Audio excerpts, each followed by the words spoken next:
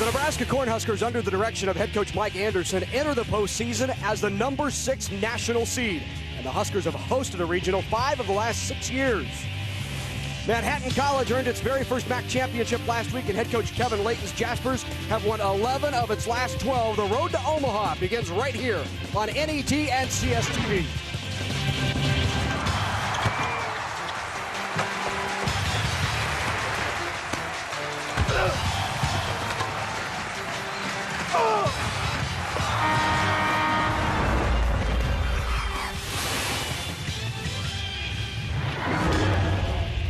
NET Sports, in association with College Sports Television, is live from Hawks Field at Haymarket Park in Lincoln, Nebraska for the 2006 NCAA Baseball Regionals. The 9th-ranked Nebraska Cornhuskers from the Big 12 host the Manhattan Jaspers from the Metro Atlantic Athletic Conference. Hello again, everyone, and welcome to Hawks Field. Along with Adrian Fiala, I'm Larry Putney. Great to have you with us as we begin a weekend full of regional baseball here in Lincoln, Nebraska.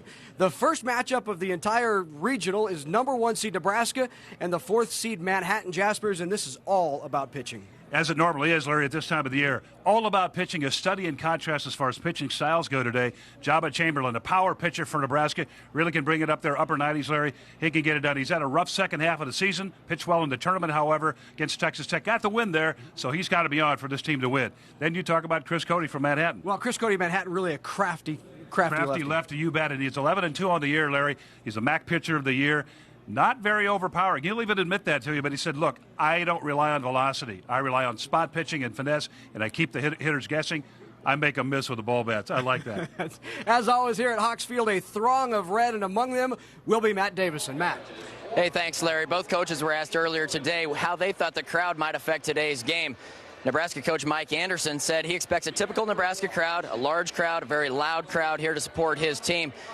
Kevin Layton's bunch from Manhattan, on the other hand, had an interesting response. He said largest crowd we've played in front of all season was about 2,600 fans, but he thinks his kids are going to be excited. They've waited for a game like this their entire lives. He expects them to play a great game today. We'll see how it plays out, guys. All right, thanks, Matt. It's the Jaspers and the Huskers, and the first pitch is coming up next on NET and CSTV.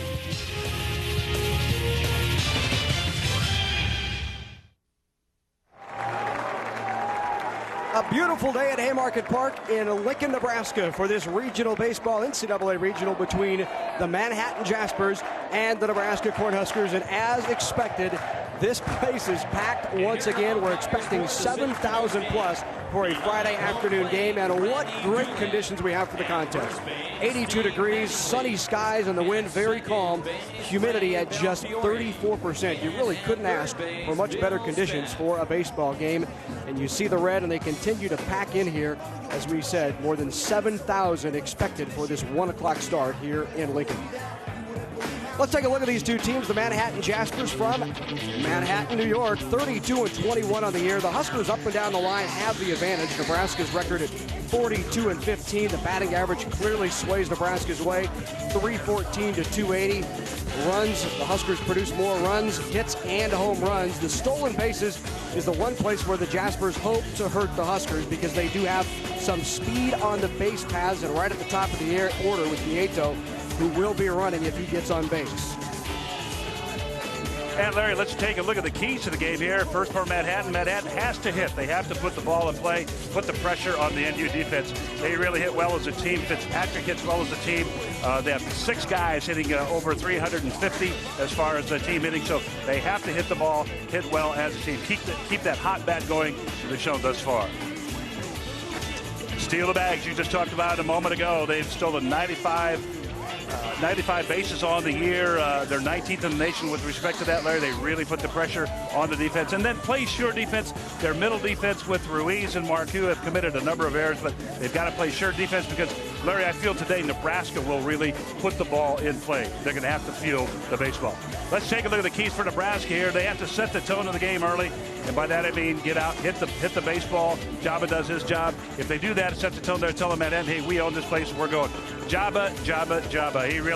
He's had a rough last half of the year. We really know all about that, but he really came on well in the tournament, pitched well there. And then Jeff Christie, his arm, his defense, and his hitting. Jeff Christie is hitting a 480 in the last 6 ball games, but more importantly, he's going to have a monumental job to keep those people off the base paths, Larry. So Jeff Christie, a big key for this Husker effort there today. Well, let's take a look at the batting order for the Manhattan Jaspers. The Jaspers on fire as of lately as you look at Kevin Layton, the head coach for the Jaspers. Nieto will lead it off, and he has speed to burn on the base paths. He's attempted 42 steals this year. Good on 38 of those. That's more than double of any Husker. Durba, the catcher, will be in the second hole. Garcia and Rizzotti will swing cleanup. Fitzpatrick is the big hitter on this squad, hitting .580 in his last 10 games. Lombardi will bat 6th, followed by Marcoux, Ruiz, and Franzese. And that's a look at the Manhattan batting order. For defensively for the Huskers, Jaros will be in left, Nimmo in center, and Brown in right. Mort will take third, Worley at short, Opitz is at second, Buckman is at first. As we said, Jabba is on the hill, throwing to the senior, Jeff Christie, behind the hill. Jabba Chamberlain, at 6'3", 225 pounds, right here from Lincoln, went to Lincoln Northeast High School, played a year over at UNK, University of Nebraska at Kearney, and surprisingly there, really wasn't all that outstanding at Kearney, Larry, but just 3-6 with a 5.23 ERA and 8 starts, but really came on when he finally arrived here in Nebraska. He'll run it up there in the mid-90s, sometimes hit 97, 98. There's his record on the year, 6-4 with a 3.84 earned run average, struck out 94, walked just 32. And you compare that with last year, he was 10-2 with a 2.81 earned run average. So he had a stretch of about 6 games where he pitched as a starter, no decisions, but finally April 13th came through in the tournament and won against Texas Tech. And earlier today we talked to Mike Anderson about his starting pitcher. Job is a hard-throwing right-hander, good velocity, good movement, has the ability to throw a slider, changeup, a curveball. When he kind of gets all those going, he's good. So hopefully he can get those in the strike zone and get that fastball going too, work off of that. And Jabba showing a lot of confidence yesterday in the press conference as he talked about, I really don't need to do anything differently. I like where I'm at. Mechanically, Mike Anderson thinks this is the best he's been all year. Well, Larry, he had a little bit of a problem early in the season with he started out extremely well. I mean, he was just unhittable for about the first 3 or 4 times he went out, and then ran into a little glitch, had a little bit of an arm problem, solved that problem, came back. He actually, Larry, in the dry spell, without the 6-game dry spell that he had, he actually pitched fairly well during that dry spell. But sometimes the ball just doesn't go your way. Sometimes you hit the ball very hard, it doesn't drop for a hit. But he's ready to go. He's psyched and he's ready to go. And here's a look at the blue crew. Randy Dolan will be behind the plate. Mattingly's at first. Belfiore is at second, and Speck is at third. And that's your crew for today's game. Tell you what, they ought to have. This is a very, very interesting matchup. You've got this small team, a small conference team. Larry coming in, and it reminds me a little bit about what happened the last time around with Illinois Chicago last year. They came in here and really gave the Huskers all they wanted. The other thing about it is, you're talking about playing guys from New York, and guys from New York are fairly tough to impress.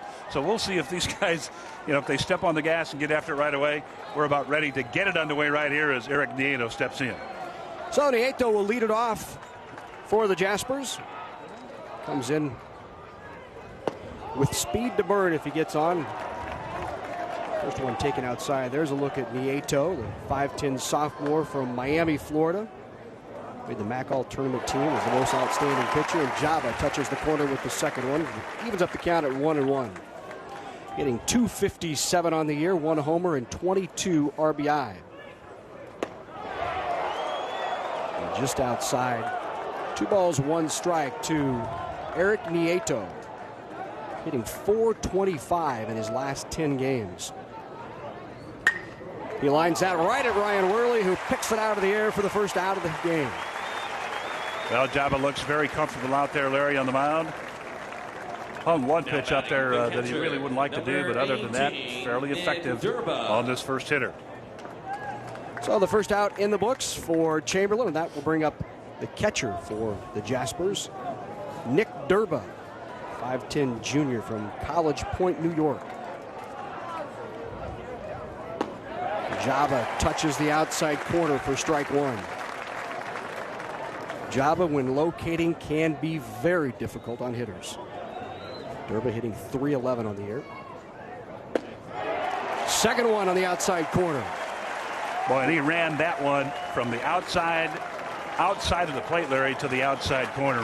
Very, very well done. Down 0-2 is Durba. And they say he went. Strike 3.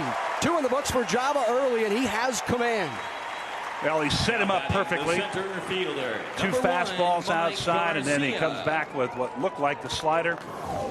Breaking pitch here, obviously. Slider, maybe that curveball, but tremendous action on the baseball.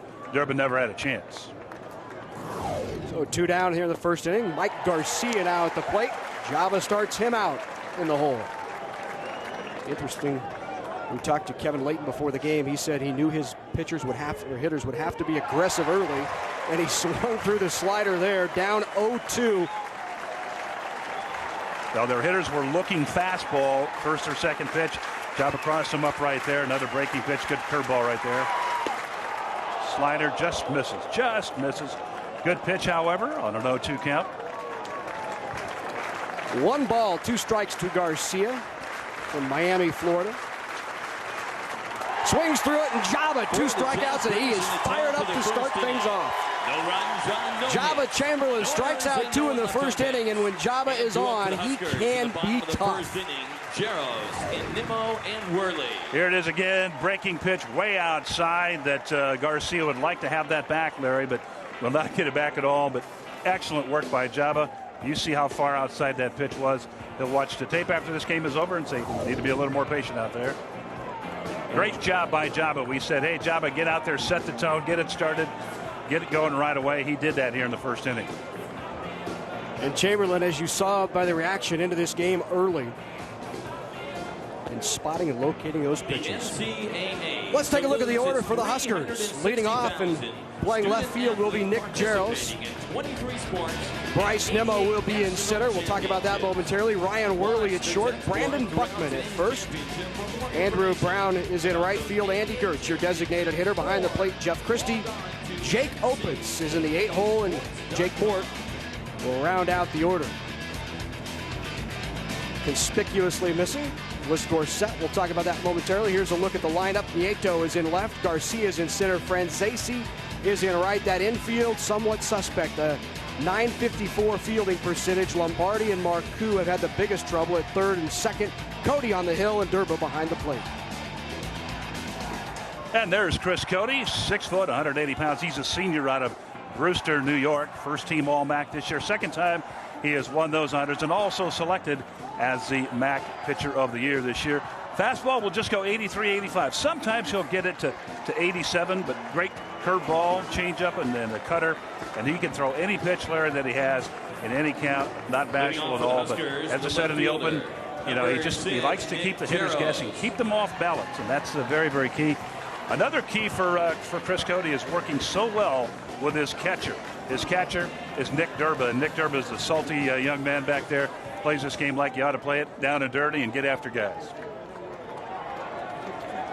Chris Cody comes in, as Adrian said, 11-2, the only 2 losses of the season against Miami, also in this regional, and Fairfield, the 2 losses. There's a look at Nick Jaros to lead things off for the Huskers, the 5'10 junior from Platte City, Missouri. Honorable mention all Big 12. Really hit well during Big 12 tournament play. .352 on the year. Hit .390 during the conference season. Swings through that offering from Cody. 1 ball, 2 strikes. Husker head coach Mike Anderson leading these Huskers into their 5th regional in 6 years. Jaros down 1-2. Dead ball. Cody will stay at 1-2. Cody tried to work it inside here. Breaking pitch. Tried to get it on the fists of Jaros that time, and a little bit too far inside.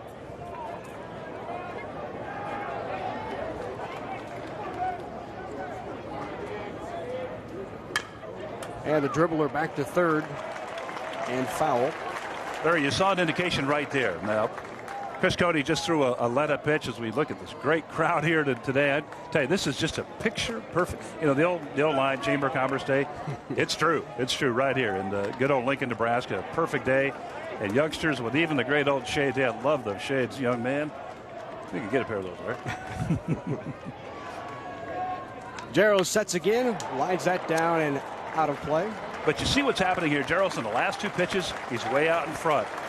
Cody trying to keep him off balance. A couple of changeups coming his way, and you know that ball looks. But that ball's coming so slow up there. It looks like a big old melon that you just want to reach out and pop it. And so you get a little anxious. You pull the trigger a little too quick. You just yank him down the line there. Jarrow, the grounder to Marcoux, handles it easily up and handled it first by Rizzotti. Marcoux's been struggling this year. 18 errors at second base, 878 percentage in the field. Earlier today, we talked with Kevin Layton, the head coach of Manhattan, about his pitcher, Chris Cody.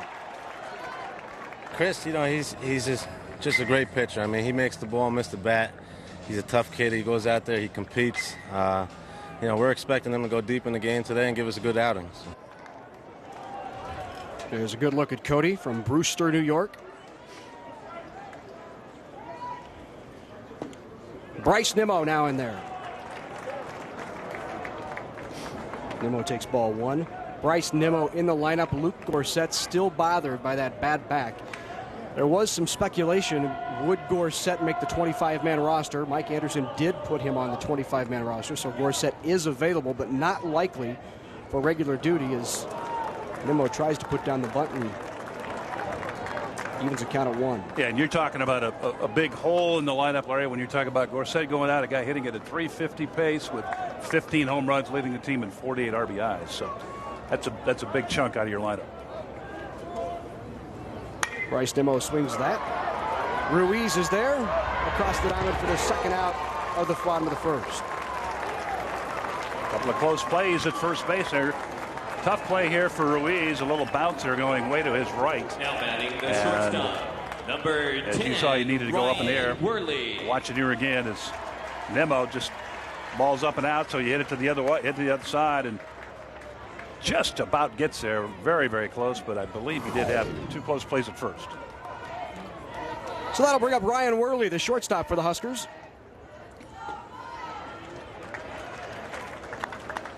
Worley hitting .367 on the season from Papillion La Vista. Worley first team all Big 12 this season. That offering is high and outside, even if you count it 2-0 now. 2 balls, no strikes on Worley.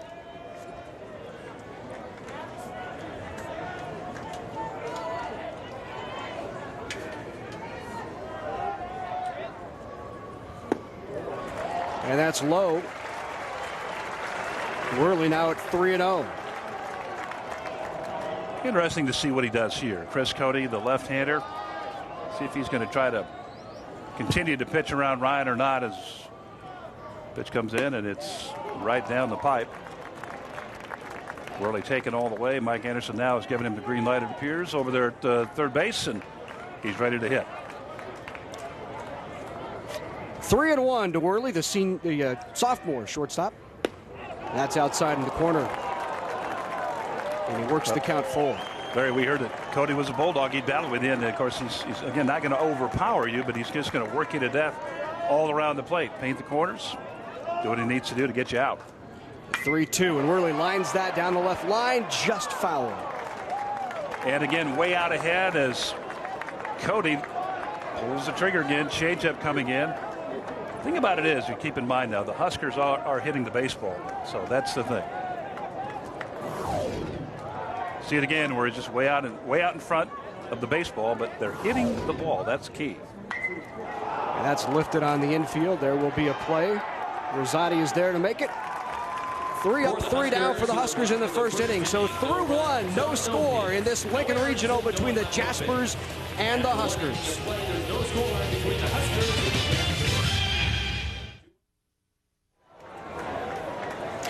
And the road to Omaha for these 4 teams certainly runs right through Haymarket Park in Lincoln, Nebraska. Omaha just 45 minutes down the road from Haymarket Park.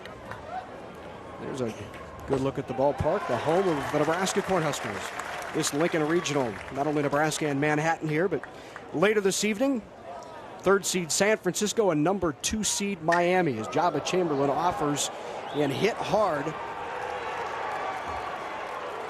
And gone. What a shot by Matt Rizzotti, who welcomes Jabba Chamberlain in the top of the 2nd. Well, that's the thing you just want to really stay away from. Jabba, he gave up 3 home runs in that game down there in the tournament, Larry, and they still managed to escape with a win. But Jabba just put one right there in this in the Rizzotti's wheelhouse.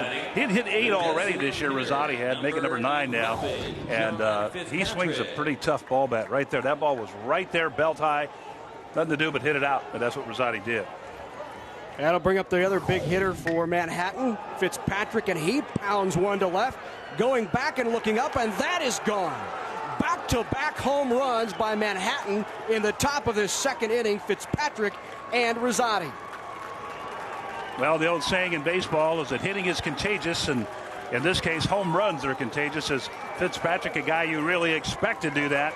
He is one of the all-time leading home run hitters for Manhattan, and just hit his 17th home run of the year. And Larry, what this does is, you saw the celebration down there with the this New York team, the Manhattan team. It really gives them a little bit of life. Not a little bit of life, a lot of life.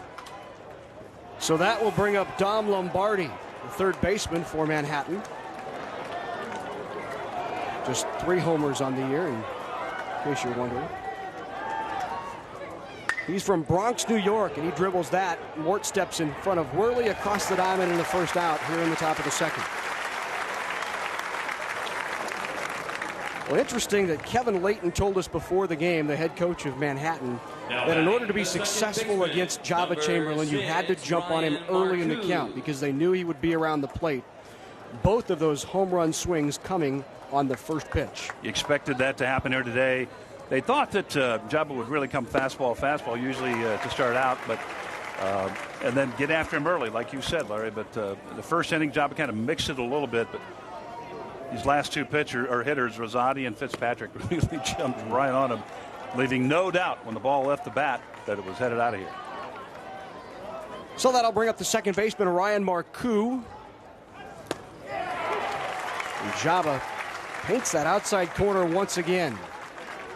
1 ball, 2 strikes to Marcoux, hitting .312 on the year. That's lifted high. Back goes Opitz for the 2nd out of the inning. But Nebraska's had to come from behind, Larry, 16 times this year. 16 times they've come from behind to win, that is. So, and again, this is early. It's early in the ballgame. No reason to panic. No reason to do anything. Just play good, hard baseball. You'll get your turns. So just don't panic and stay with it. Stay right in the game. Another shortstop, Ruiz, at the plate. That line straight back. He attacks 1st pitch on Jabba as well. And down 0-1 in the count. 2 outs here, top of the 2nd, and back-to-back home runs by the Jaspers have put them up 2-0 in this regional here in Lincoln.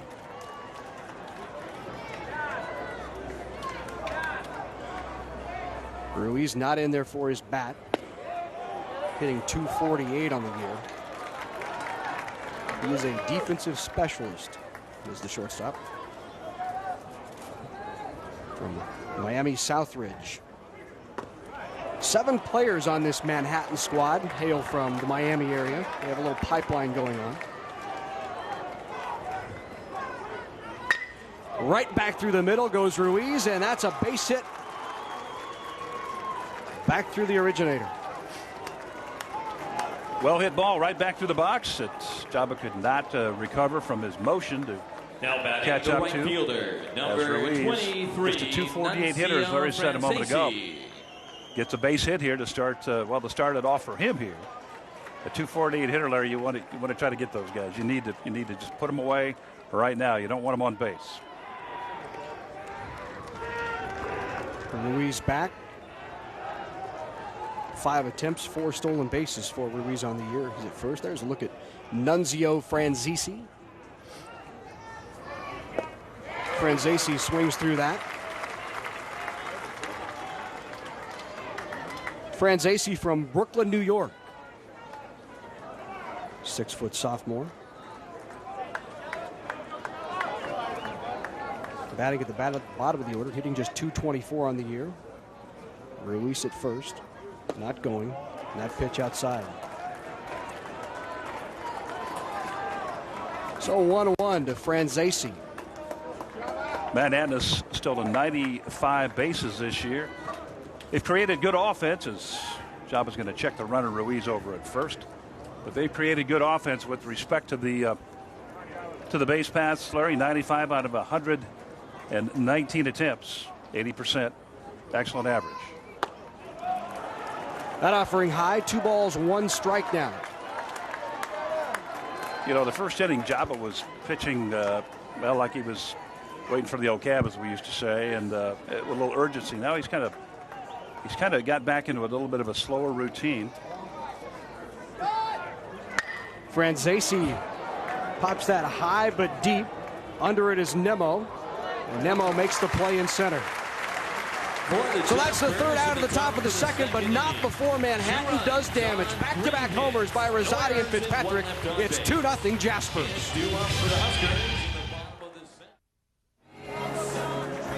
Great day at Haymarket Park in Lincoln, Nebraska, and just beyond those gates is Hawks Field, home of the Huskers and home of this 2006 regional.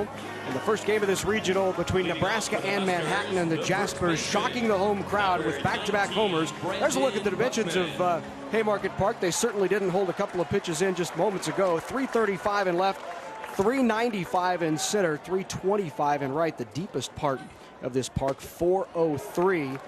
And that's in left center field. And at the plate now for the Huskers is Brandon Buckman. Buckman hitting .338 on the year. That's in there for called strike 2. Buckman down quickly to Cody, 0-2.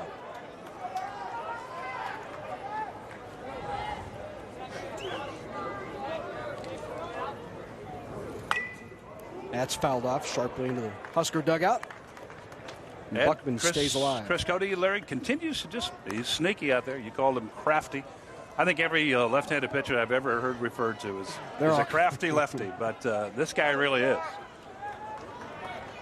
Buckman has really had a fine year for the Huskers, and he's going to tap that one back through there. Tapping a line drive, but that was kind of an excuse-me swing, Larry.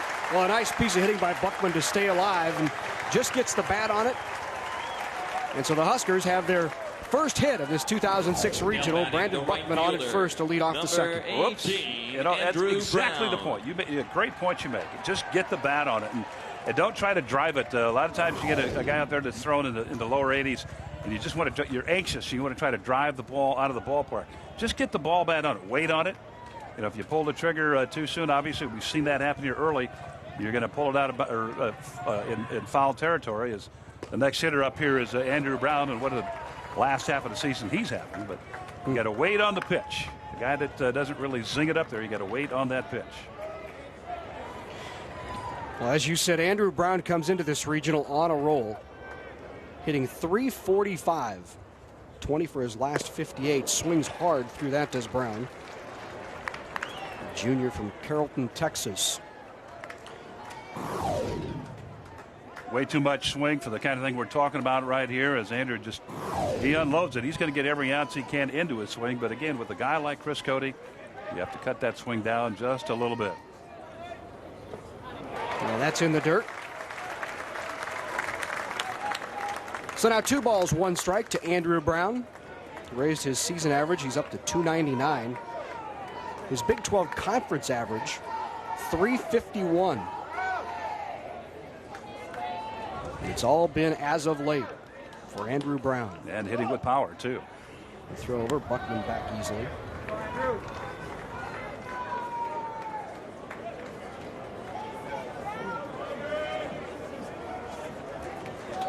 Those power numbers, Larry, no surprise in junior college ball. Played 2 years there, but hit .404 with 18 home runs at junior college. And again, a big cut right there. Too much swing for the pitch. Too much swing for the pitch right now. Measure it out. Make contact, as you said a moment ago. So now Cody has him 2-2.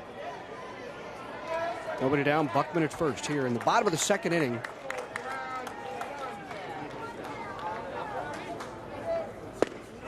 Gets inside, missing. And loads up the count. Tough one to take. That really was. You heard the crowd in behind us talking about or groaning about the pitch. A breaking ball that almost ran in there for a strike. Looked pretty good, but the home plate umpire, Randy Doolin, said, nope, not this time. Runs the count full. To Andrew Brown. And Brown pops that up. Just fair, but down the first base line. Will they get to it? And he does. Nice play there by Rizzotti. Overhand the back of his head. Rizzotti with a nice grab. So Andrew Brown, the first out of the bottom of the second for the Huskers. Tough play. Not a lot of wind or breeze out here right now, but a great play by Rizzotti over there, going onto the track and then drifting back into the grass and still keeping his eye on the ball and then making the play. It's a little bit tougher than it looks, fans, but if the wind was really blowing like it normally does here at Haymarket, it's even tougher.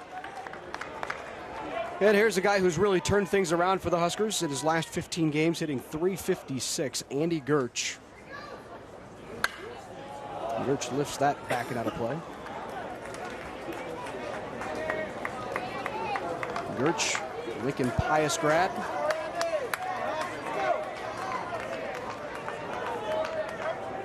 One of the top hitters since returning to that lineup.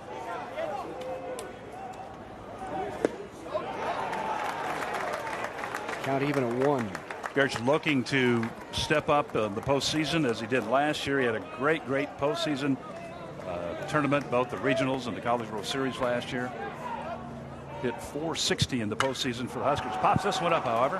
High in the infield, and back is Marcoux. He's called off by the right fielder, Franzese, who is there for the second out of the bottom of the second. Excellent play by Franzese out there. You're going to call those guys off every time you can. Marcoux was getting himself in position just in case, but good communication, good teamwork by those two players. As Franzese calls him off there at the last second, he's got a much better angle on the fly ball to catch the ball. Franzese does out of right field, and he makes an easy grab. The leader of this Husker squad, Jeff Christie. Named all Big 12 tournament just last week, the throw over. Honorable mention all Big 12 was Christie. Terrific defensive catcher as you look at the 2003 and 2005 Big 12 Coach of the Year, Mike Anderson.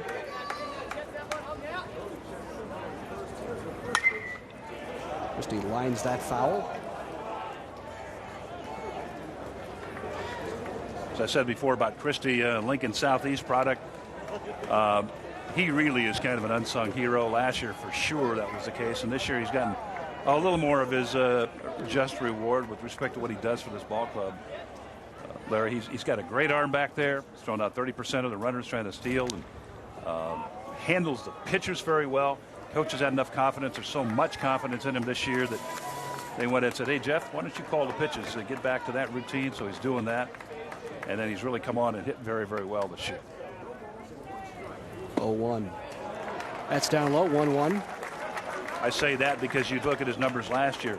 He had just .236, although he had a lot of timely hits.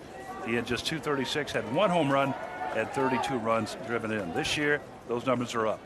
.296, 3 home runs, or check it, .292, 8 home runs, and 31 runs driven in. 2-1. It just rides inside on Christie. Mike Anderson called Jeff Christie one of the top players ever in this program, given how much he does for the Huskers. Well, again, the hitting, the arm, the defense, handling the pitchers, all of it really has done a terrific job. And that's outside, just outside. 3 balls, 1 strike now to Christie. 2 down here in the bottom of the second. And good patient eyes as we saw on that last pitch right there. That ball looked like it might have some possibilities as far as the pitch to swing at, but now he held off on it. Buckman at first. And that'll fill it up. 3 balls, 2 strikes to Christie now. And Chris Cody just continues to battle. Lots of fluid motion out there with Chris Cody. You know, he started 12 games this year, and he has 8 complete games. Incredible. That just happened in the old days. That happened back in my time. Buckman off with the pitch, but it's lifted high into center. On comes Garcia, who has it for the third out of the bottom of the second. So no runs on one hit for the Huskers in the bottom of the second, and no score for Nebraska. The Jaspers have 2 on the board. We'll be back for the top of the third in Lincoln. It's a packed Haymarket Park, and fans from all over the state come here to watch the Huskers on a Friday afternoon, but no one has come as far as Matt Davison's guest. That's right, Larry. I'm down here with Dan Nevins. Dan is from Beacon, New York, and Dan, you made the trek all the way to Lincoln, Nebraska, and you made the trip today. Tell us about your trip. We had a good trip. First we flew out of Newark and to O'Hare Airport in Chicago. We had a little problem there. We had all the hydraulic fluid drain out of the plane, so we got delayed, and all the parents came here to Nebraska. Everybody was a nervous wreck.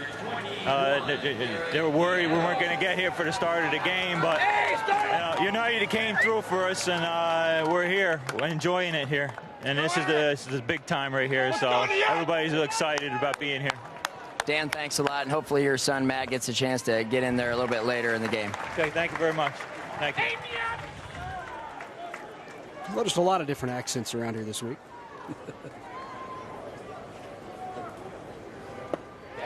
Eric Nieto at the plate.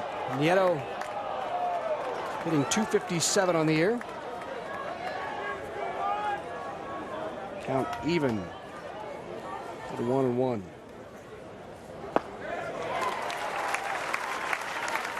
Java back on top. 1 ball, 2 strikes to Nieto.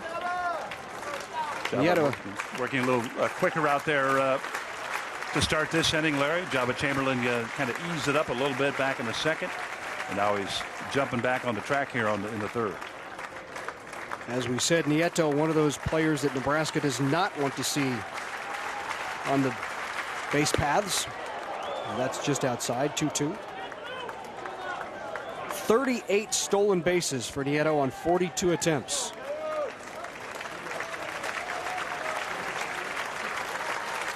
Nieto right back to Opitz, scoops it up, flips to Buckman in time, but you see the speed there by Nieto making it a close play. Yeah, usually at second base on ground balls you've got time. That ball just a little tapper out there. Now batting the catcher, number We'll take a cut at it, but right off the end of the bat, it's just saying it's just kind of a slow roller over there to second base as Opitz really has to hurry to get the job done. As he knows, he's done his homework. Nieto can fly down the bases, and he made it a close play. It normally wouldn't be that way, Larry. That's popped up. It'll be in foul territory. 3 after it. And a nice grab by Buckman. Java slides to his backside. Christie's there, and Buckman throws the glove out at the last moment and brings it in. What a play by Buckman. Great play by Buckman. He really saved it and got the out here, but just a mistake by Java Chamberlain, quite frankly. As a pitcher, you just stay out there. Stay out there on the mound. Let the catcher and the first baseman go after those guys. Java ends up hitting the dirt. There's Christie. He's got a beat on it, too. But, see, Java runs the risk, Larry, of, you know what? He runs the risk of getting hurt on doing a play like that. And he did. He hit the dirt. He hit the track there as the ball's dropped down. Mike Garcia lays down the button. Moored up with it and easily makes the third out of the inning. So in the top of the third, the Jaspers go quietly. 2-0 Manhattan on top.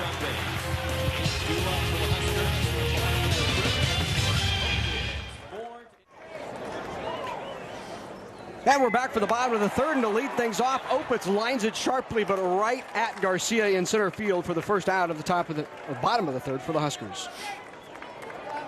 Talked earlier about hitting the ball right at people. And again, Opitz just tattoos this one, but their center fielder Mike Garcia had to move just a couple of paces to his left and right to him, but he hit it very, very well. Again, key there, Huskers hitting the ball against Chris Cody. Maybe another time. This is the second time they're seeing when we get to the top of the order. Obviously, it'll be the second time, but right now, Jake Mort, first time he's seeing Chris Cody. But the next due up hitter is Jaros. It'll be that second go-around. We'll see what happens for the Huskers then. Mort, the freshman from Nebraska City, hitting .271 on the year.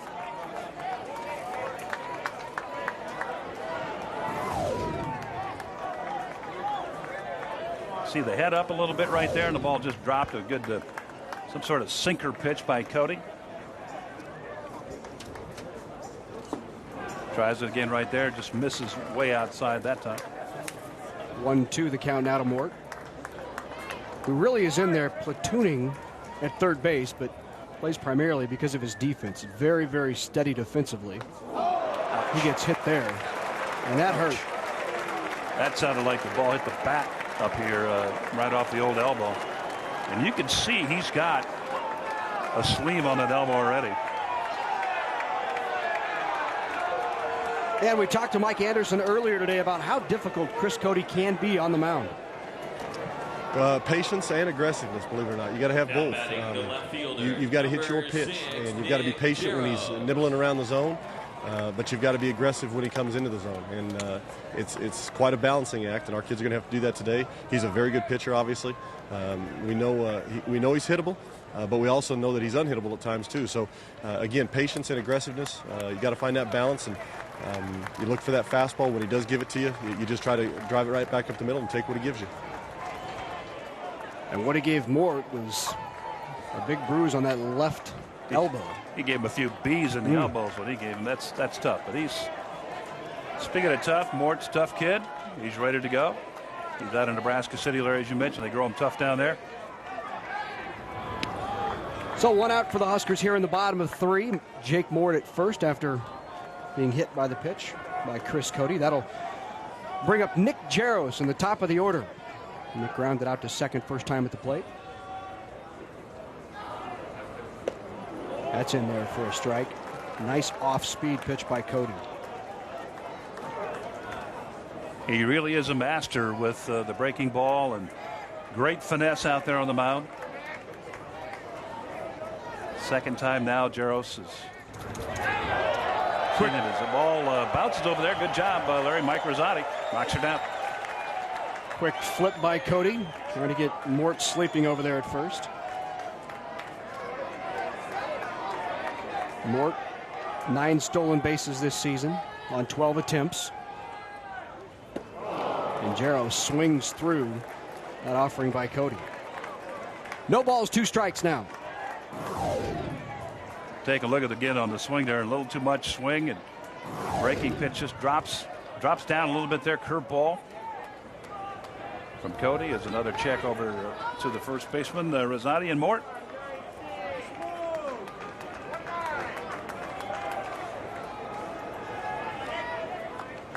Cody named first team MAC and all tournament team and pitcher of the year, and that's why right there he gets Jaros chasing.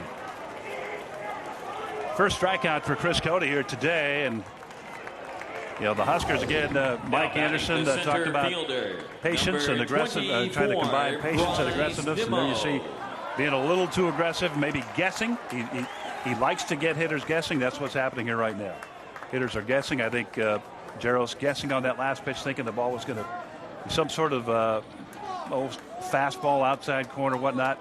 Wasn't. Breaking pitch outside. He went for it. No chance at all to get that base hit. So that brings up the center fielder, Bryce Nimmo. Nimmo has been struggling mightily in these last couple of weeks. Big breaking curveball coming in again. Every inning that goes by, you get more impressed with Chris Cody, and you know and you understand why he had such good success this year for the Jaspers. Mort back at first. Nimmo's average just under a month ago was at 360. And he's now at 266. I guess when it goes bad, it goes bad. Huh? Wow. 100 points dropping down. Snapped an 0 for 22 skid against Texas. And he had a bunt single. He's such a quality ball player. Nimmo swings through that offering. 1 ball, 2 strikes. I think we're going to sound like a broken record up here for the better part of this ball game. You see the breaking pitch to the left-handed hitting Nimmo from the left-handed pitching Chris Cody. Big sweeping curveball coming in, and thinking about a 2 to 7 trajectory there, a 2 o'clock to 7 o'clock line, and Nimmo not able to catch up to it. Had a great look at the fans out in the berm. Must be about 2,500 on the berm on a great afternoon. Mort's going and comes inside, and Nimmo is hit. Second hit by pitch of this inning. And Chris Cody's going to complain about Nimmo being all over the top of the plate, but that was way inside. Right, way inside, and Nimmo definitely trying to get out of the way. See Kevin Layton, he's trying to get out of the way on that pitch, but no chance at all. So the Huskers now mounting a threat here. Number 10, there are 2 out in the inning here, Worley. Larry, but they have runners out there. They have a runner in scoring position, and Worley's the guy to have up there with runners in scoring position. Worley hitting .367 on the year. First team All Big 12. First team All Conference, All Tournament.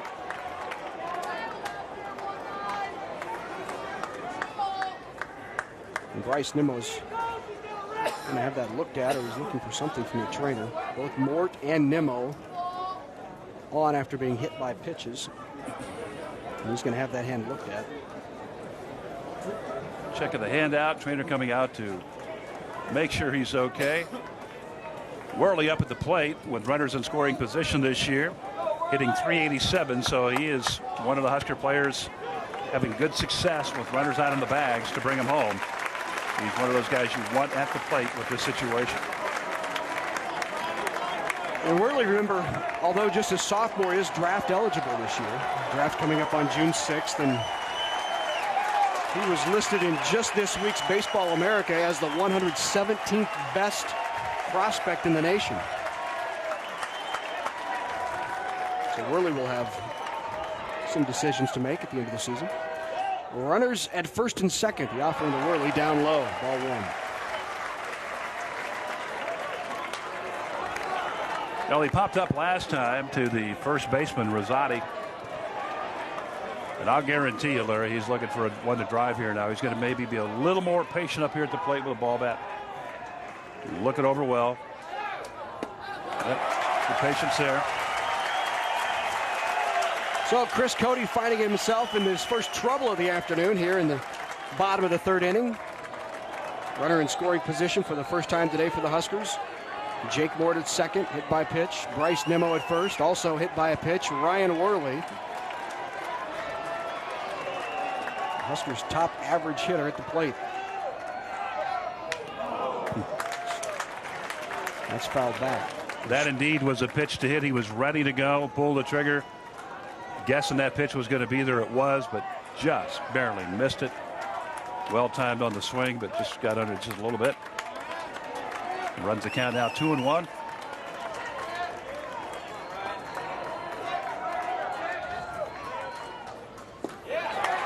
That's low and inside. 3-1 to Worley. Now he needs to be extremely patient. 3-1 count. His count. He shortens up on the bat. That's good to see. He was down at the end up until now, and he's shortened on the bat, and he's going to play slap ball if he can. Just put the ball in play. Worley thought it was low. Called strike 2. Full count now. 3-2 to Worley. Let's take another look here, and yeah, it looks pretty good. It in the zone, I think it crossed where it needed to be in the strike zone. Catcher caught it down below the knee, but I think when it crossed the zone, it probably was there. 3-2, full count. Cody to Worley. The runner's going, and Worley strikes out. For the Huskers. So Cody comes through in the bottom of the 3rd with a runner in scoring position. He gets the strikeout of the Huskers.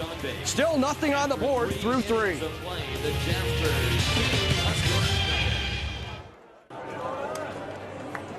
The Capitol in Lincoln, Nebraska, where the Huskers are taking on Manhattan in this NCAA regional. Miami and San Francisco to do battle later tonight here in Lincoln. Well, here's a look at the final Big 12 conference standings, and as you can see, Nebraska with that late season plummet fell to 4th. The good news for the Big 12 conference, 7 Big 12 teams make the postseason. 7 in the regionals: Texas, Oklahoma State, Oklahoma, Nebraska, Baylor, Kansas, and Missouri all made it. Here's a look at the MAC conference standings. Manhattan finishing second behind Lemoyne, but they get the automatic berth into regionals because they win the postseason conference tournament. Manhattan beating Lemoyne in that final game, 7-2. Now, Jabba Chamberlain back to face Rizzotti, who took him deep in the second.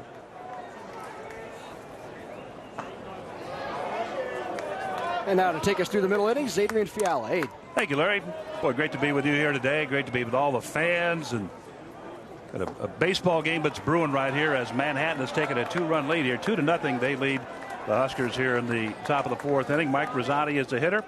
John Fitzpatrick and Dom Lombardi due up after Rizzotti. Rizzotti from Floral Park, New York, played for Malloy High School. He fouls that one off to our left. Rizzotti steps in today, hitting .349. He had that home run in the second inning, his 9th home run of the year. He's driven in 42. Also leads the team in hits with 66 and 55 runs scored. So complete ball player, Matt Rizzotti, that is. Rizzotti last year, fans, hit .416 on the year. .416, incredible. He has run the count now, 3-2. Jabba Chamberlain on the mound for the Huskers.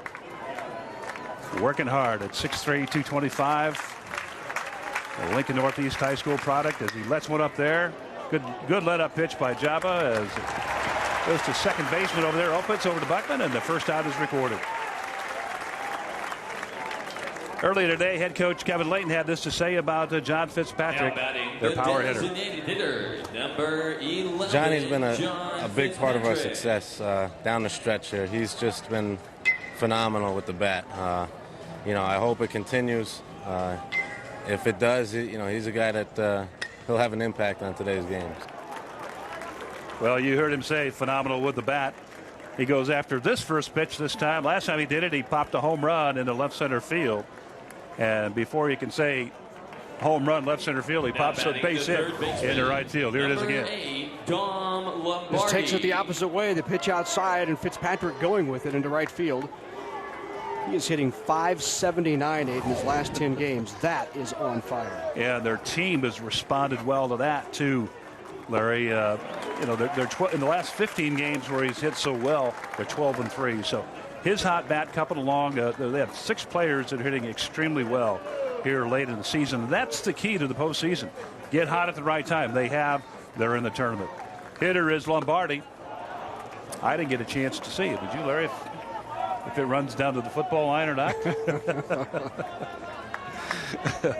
If so, Vince would be proud. Dom Lombardi steps in today, hitting .324, 3 home runs, 29 runs driven in. He grounded out his last time up. He takes this one up high from Jabba.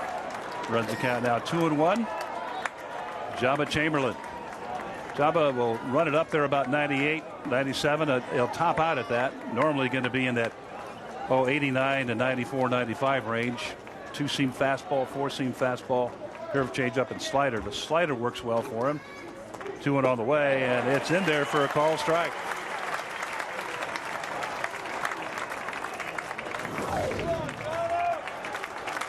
Breaking pitch up. It drops right in there for strike 2. Manhattan 2 runs, 4 hits on the day. They haven't committed any errors. And Jabba tries to come fastball down low. So full count now to Dom Lombardi. Leads this team with 18 doubles. Lombardi from the Bronx. Played at St. Raymond High School. He's had a hot bat of late, hitting .372 in his last 10 games.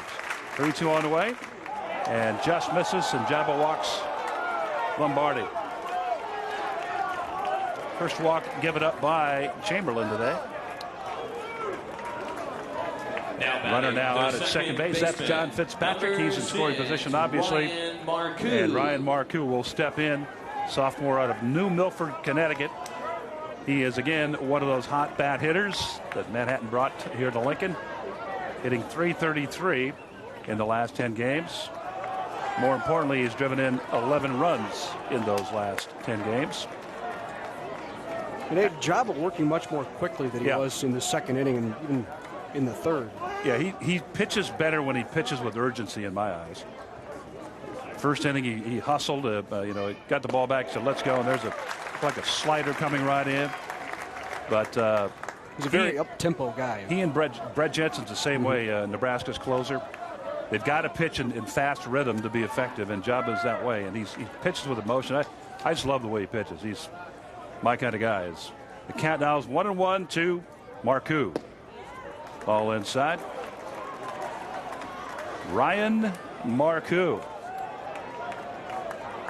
He settled the issue at second base for Manhattan in the first 32 games this year. They tried 4 different starters. Didn't have a whole lot of success there. They were 17 and 15 in those first 32 games. As Jaba's ready to fire up, and there's a pitch on the outside corner. Marcoux does not like it. Runs the count in 2-2, but Marcoux then took over at second. There it is again. On the black, let's call it. But since Marcoux took over at second base, the team is 15 and 16, and Marcoux hitting well, raising his average as Jaba tries to get Marcoux on a breaking pitch outside, just misses. So the count now is full, 3-2 with 1 out here. Well, in a good spot with the 2-2 count for Jaba. Just didn't get the call there. Mike Cole, the third base coach, handed out some signals over there. I don't know that they'll start up. Christie's got the good arm. Fitzpatrick out at second base. Yep, strike 3. Jaba Chamberlain records his 3rd strikeout. And Larry, it couldn't come at a better time. Well, runners scoring position, and Jaba looked like he was starting to get a bit frustrated with a couple of calls, and he gets him going. That is a close call. He tried to hold it up, but they said he went. Home plate umpire is Randy Doolin today, and he's given the wide strike. The thing about that is, if you know that, you got to cover for it, protect for it. As 2 are out now here for Manhattan in this inning, and a pickoff throw just about gets Fitzpatrick out there at second. Good sneak play, a little daylight play back there by Ryan Worley, the Husker shortstop. And a lot of times it's a value of a great catcher who sees what's going on behind him and can make that call, because that was obviously called Worley just sneaking behind him. Nearly got him. Rene Ruiz, the hitter, singled his last time up. 248 hitter on the year.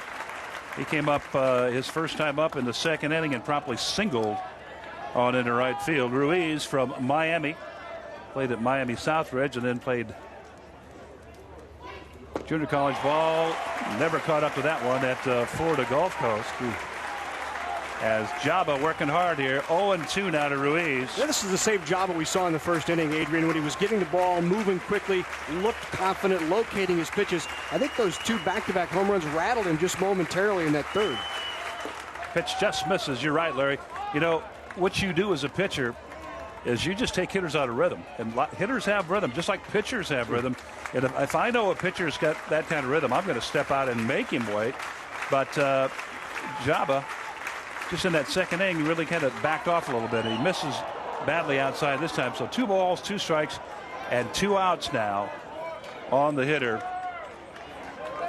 2-2 on Ruiz and 2 outs on the Manhattan Jaspers.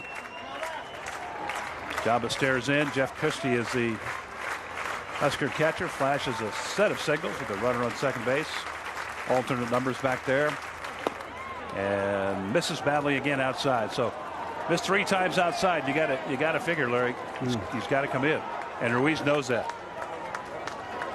Well, you see Jaba now taking his time out there, kicking the dirt, moving around. When he does that, he knows he's still looking for something. When he's getting the ball on the mound, up-tempo and quick, he's in a rhythm. Right there, took his time, kicked the dirt around. Now he's set. He's still fishing a little bit. 3-2 on the way, and Ruiz fouls it right up over the press box here. Runners on the move. Fitzpatrick making his break, and Lombardi making his break at first. Manhattan College in the Bronx. Actually, they say it's in Riverdale, which is in the Bronx. College founded in 1853. They've been playing baseball for 137 years. It's a long time, my friend. It's older than your car. The first time they've been in the regionals, 1957.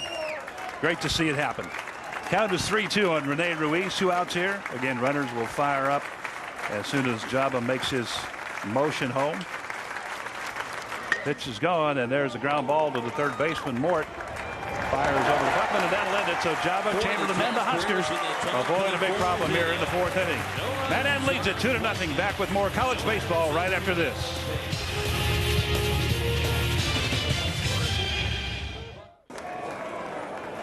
And welcome back to Hawks Field here, Haymarket Park in Lincoln, Nebraska. I'm Adrian Fiala with Larry Pudney.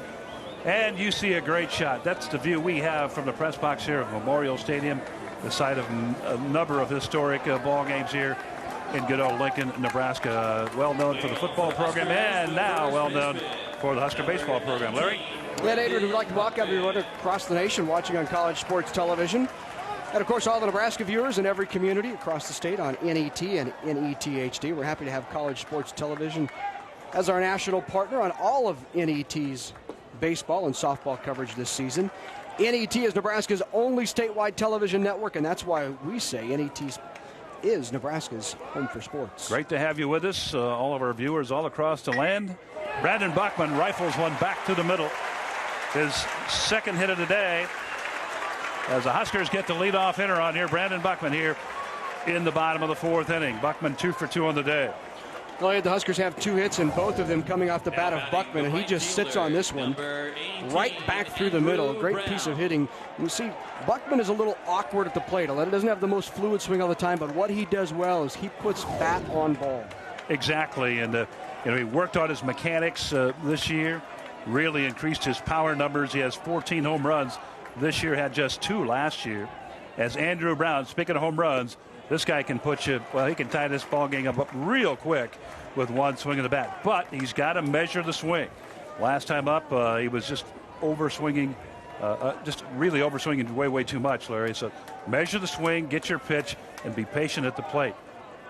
He's got 1 ball on him as Cody comes in again. It's a curveball, this breaking pitch, beautiful pitch. Evens count at 1-1. Brown from Carrollton, Texas. Yeah, he's being much more patient at the plate. You saw he's taking a look at a couple of pitches. First time up, he was really swinging through, and those changeups sometimes coming in there at eye level before they drop can look very big, and he was swinging through those early. But a little more patient at the plate this time. Yeah, you need it, as we talked about a couple of times, as head coach Mike Anderson reiterated. You've got to have that against a guy like Chris Cody. He can drive you nuts. Playing a game of baseball, I'd rather hit against a guy going 90 than a guy going 83, and with good command, good stuff. The ability, as that pitch is outside for a ball, with the ability, Larry, to put the ball where he wants to. One of the best pitchers I ever caught was a guy by the name of Dwight Siebler, and he probably didn't go much more than 82, 83 ever. But, man, wherever I put the glove, that's where the ball was. Well, that 82 mile an hour seems so much faster when he backs it up with a 72 mile an hour changeup. It's just on top. It's sneaky fast. Again, and again, if he can control, if he has great command, which he does, and which he's shown throughout his career, yeah, it's extremely tough to hit a guy like Chris Cody. We've seen him, his number is simply incredible throughout the year in his career. 28 wins in his career, 288 strikeouts, 18 complete games.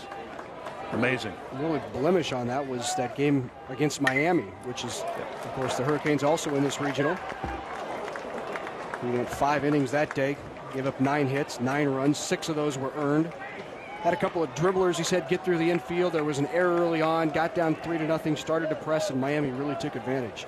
But when he gets into a game, has a chance to settle down, he has such great command and keeps these hitters so off balance that he's very effective. Well, Brown has run the count 2-2. Line drive, left field, and again advancing runners. Andrew Brown measures the swing, exercises the patience, gets a base hit. But as you said, Adrian, these guys are starting to see him a second time through. So they're going to be a little more used to what he's trying to do. That slides in on him, and Brown just goes with it, takes it. And that's what I always, when I see a situation like that, a hit like that, I always say, thank goodness for aluminum bats, because that ball was hit right off the fist. A wooden bat, that bat's broken right now, and probably an out. But Brown comes through, base hit. First 2 hitters here have come up. Andy Gertz will step in now. Andy comes in today hitting .296, 3 home runs, 17 runs driven in. And Andy is an honorable mention All Big 12 player this year. Missed 11 games this year because of injury and the unfortunate death of his father. He drops this one down. The pitcher, Chris Cody, wanted to go to third base, but the third baseman, Dom Lombardi, had come in on the play. And you want to make him feel the ball short. You want to try to get the ball down that third base line to make that third baseman feel it, so you ensure the advance of the runner. But Gertz gets it done with the sacrifice bunt, and the runners advance Buckman down at third now, and Brown down at second. So Gertch with the sacrifice, and Jeff Christie. Now, Larry, this is a situation that Jeff likes. Absolutely. He is key in clutch situations. Mike Anderson has talked about it time and again. This is what he does for this team, is when there are runners in scoring position, Jeff Christie loves to be in this position. He has the opportunity right now, Jeff Christie, to really help his ball club out. We'll see if that happens here. Christie, the Husker catcher, looks at the first pitch, down low, ball one. Christie came in today hitting .292 with 8 home runs and 31 runs driven in. Christie last year, 1 home run, same number. Well, I beg your pardon. 1 more run driven in at 32, but hit just .236. But he really got timely hits, as evidenced by that RBI number, as that pitch is outside. So the patient eye of Jeff Christie is wearing on their pitcher, Chris Cody. We've seen Christie take a couple right out there. He has such a good eye, does Christie. He sees a lot of pitches back there. Very disciplined, and that's a couple right on the edge there that he's laid off of. 2-0 is the count. Christie will make sure this pitch is in his zone, and there's a curveball. We talked earlier in the broadcast, or the telecast that is, about any pitch in any count. You saw a curveball, 2-0. That is savvy. That is competition. That's a guy who knows how to pitch. 2-1 now is the count to Jeff Christie.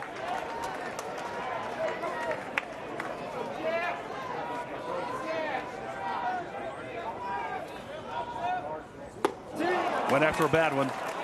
Could be 3-1 now, but it's actually 2-2 is the actual count, as Jeff maybe guessing a little bit, Larry. Well, this was up, but Christie saw it.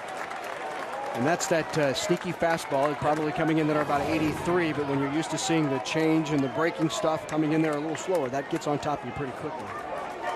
I think he was guessing fastball. He saw a fastball, and the ball was up a little bit. The ball really would have been a ball, but still life there. 2 balls and 2 strikes with 1 out here in the bottom of the 4th inning, and Manhattan leads it 2-0. Christie steps out. Christie really worked in the weight room in the offseason, needed to get stronger. He's very, very durable. 54 games he's played in this year, 50 starts, and he was named Husker Lifter of the Year for his efforts in the weight room. As that ball gets down, great job by Nick Durbo, the Manhattan catcher, to knock that ball down. You can tell the catchers, they look like they've been rolling in the dirt for a week and a half. Well, this is just what you expect. Runner on third, you expect this out of your catcher. It's down to the dirt, and he's going to make sure that it goes nowhere but right in front of him. Uses the chest protector, cups that chest in, kicks those hands out, keeps it in front of him. Count is full on Jeff Christie. There's 1 out. There is an open base. New up hitter is Jake Opitz. 3-2 on the way, and fly ball in the center field. Should score a run. Center fielder has it measured. That's Garcia. Here comes the throw. Runner is coming home, Buckman, and he is in there on the sacrifice fly by Jeff Christie. He got it done. He much rather would have preferred a base hit, but he got it done, Larry. Well, he just lifted that to center. I thought Garcia would have a little better play at the plate there, but now batting it was cut by the first baseman, Rizzotti. Take one more look, and Buckman just sliding to the outside. No throw getting through. And Rizzotti, of course, cut the throw by Garcia. Andrew Brown still out at second base. They cut the ball down. Andrew did not want to take a chance on getting erased at third base on some sort of play in the middle of the infield. So he is out at second base. He can still score. Base hit will score him as Opitz steps in. Opitz a line drive last time to center field as he looks at a beautiful curveball coming in. Strike 1.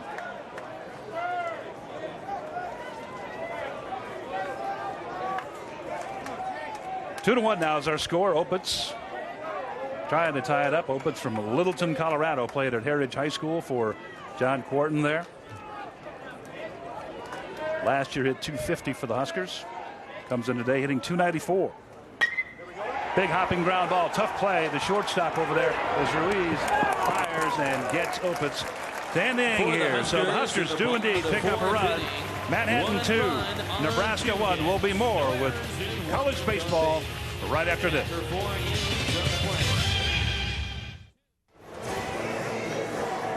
Welcome back to Hawks Field here, Haymarket Park in Lincoln, Nebraska, with Matt Davison down on the sideline, Larry Putney here to my left. I'm Adrian Fiala. Great to have you with us here today. A beautiful baseball day here in Lincoln, Nebraska. Manhattan leads it here in the top of the 5th inning, 2-1. And their first hitter up is Nunzio Franzese.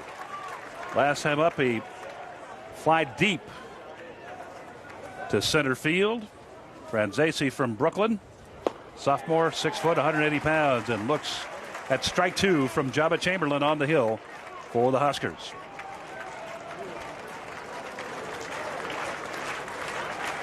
Oh, 2. Jabba wastes one to the outside. 1 ball, 2 strikes. Now to Franzese. Jabba continuing to work that outside corner. Came right at him that time, drilled it.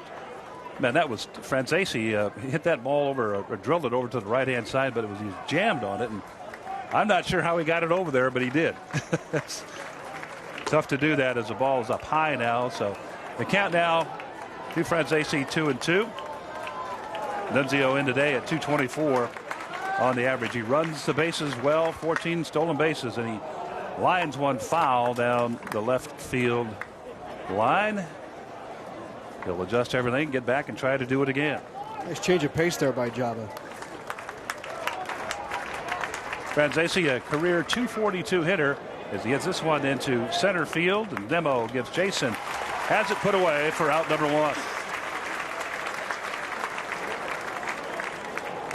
Earlier today, we talked with Coach Layton about this hitter right here, Eric Nieto. Now batting the left fielder, number 21. He's our little spark plug. When he gets on base, he can turn a single into a double and even a triple real quick.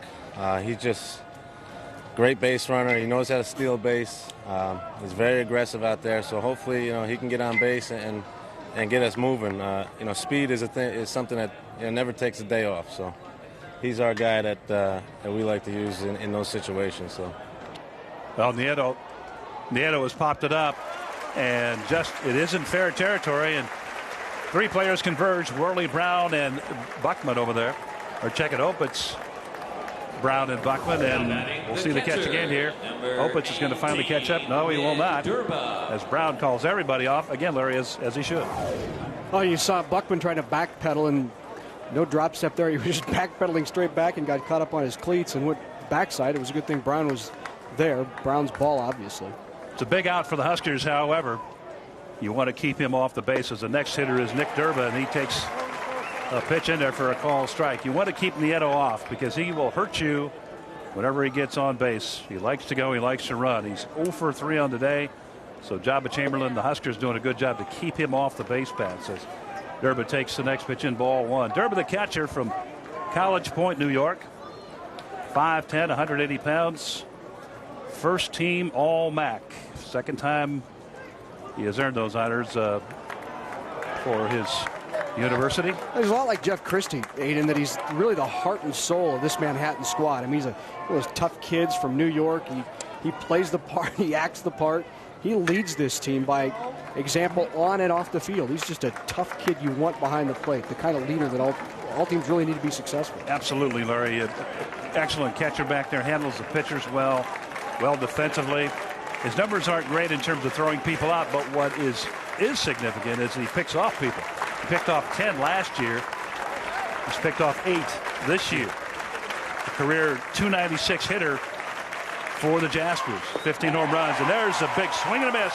Strike 3, so Jabba retires the side here in the top of the 5th inning. Jaspers go down. Jaspers lead at 2-1. More regional baseball right after this.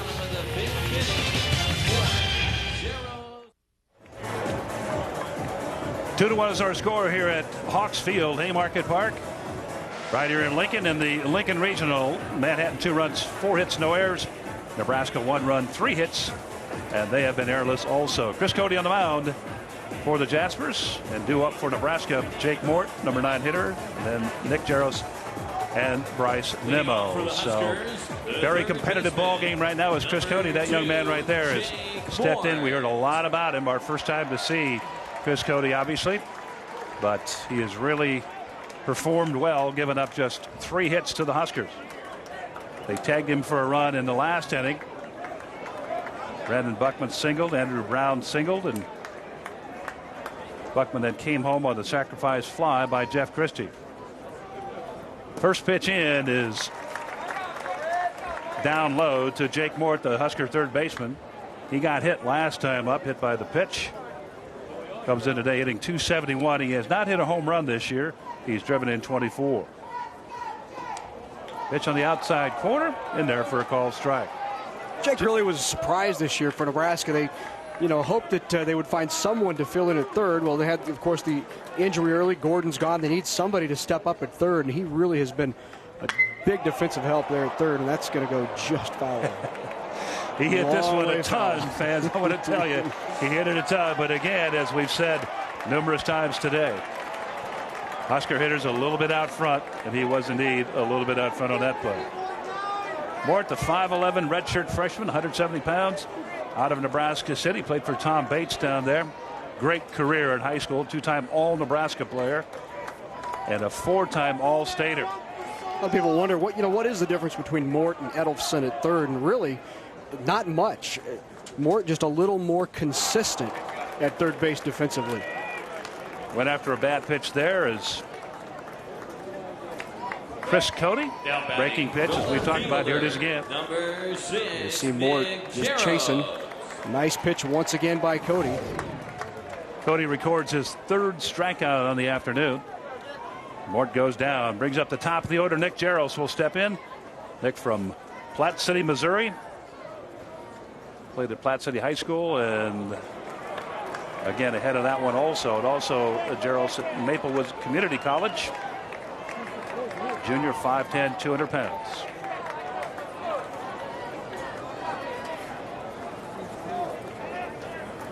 Oh, 1 on the way.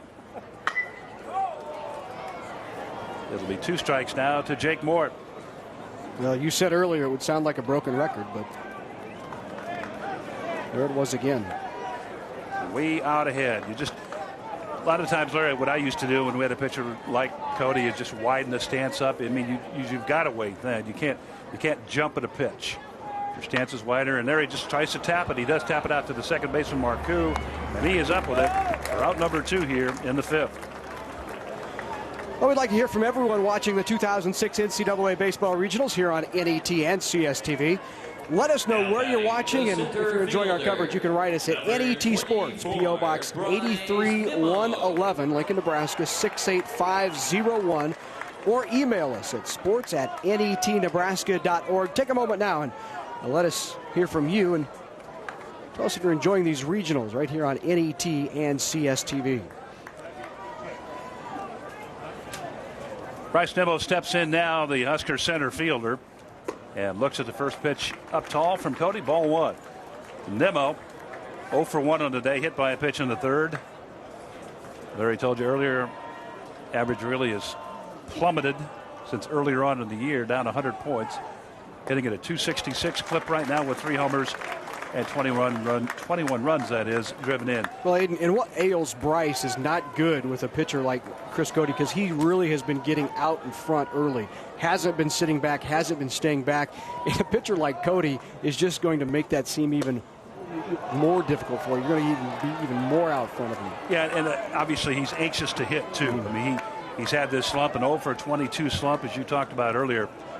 Came back against Texas and got a base hit in the tournament, just 1 hit at 6 at-bats in the tournament. But he's just anxious to hit, Larry. And when you're that way, as that ball sails inside, 3 balls and a strike.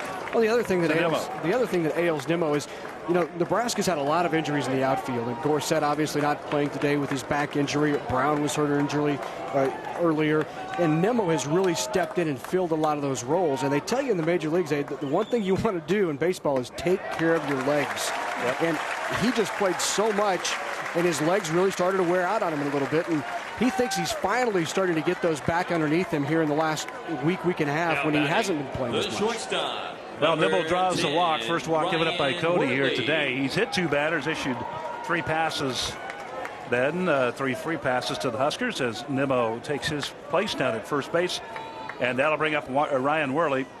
0 for 2 on the day, and I guess you'd have to say, fans, knowing Ryan Worley as we do, that he is definitely due for a base hit or something to happen here with a ball bat. Huskers Top hitter on the year, 367 with 8 home runs and 48 runs driven in. Ryan Worley. Excellent at shortstop. Has really caught the eye of Major League Baseball. Youngster from Papillion, Nebraska. When we talked about he is draft eligible. Eligible as a third-year sophomore. He redshirted. And once you've been at a school, college, university for 3 years, you do become draft eligible. And he is, a lot of people like his size, like his range at shortstop, and really like his bat. Well, his bat has really come on this year, Larry. 367, as we said earlier. Last year hit just 275. Did not have a home run last year and drove in 25 last year. Those numbers considerably up this year. Eight dingers, 48 runs driven in, 367 for the average. Leads the team in batting average and runs and hits, and also leads the team with runners in scoring positions. So he has really just had a great year. First team all Big 12 at shortstop. You take a look at a couple of the other draft eligible Huskers in Jabba Chamberlain and Tony Watson, and you know they will be drafted high enough that it probably is going to make sense for both of those to take a serious hard look at what to do. Worley, one of those guys who would benefit by coming back another year. He needs another year in the program, another year of being a little more mature, being a leader, not being so quiet. And his projection, I think at 117th, I believe it is. We'll see what happens there. You know, sometimes you get a surprise in that regard, but you know, 117th, yeah, that's nice. But at the same time, it's a function of economics, as we know. Runner going, and Ryan Worley strikes out. 0 for 3 on the day, his second strikeout on the day. And the Jaspers preserve the lead here. They lead at 2-1. Back to Haymarket Park right after this.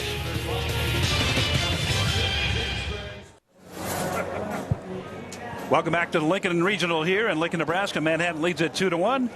And let's go down to Matt Davison. Matt has a special guest. Matt? Hey, Adrian, as you're up there enjoying the air conditioning, I'm out here on the berm, but it is comfortable. I'm here with Edward Venter, and he came in from Kearney this morning. You got here about 8 o'clock this morning to get your ticket at Will Call. Is that right? Yep.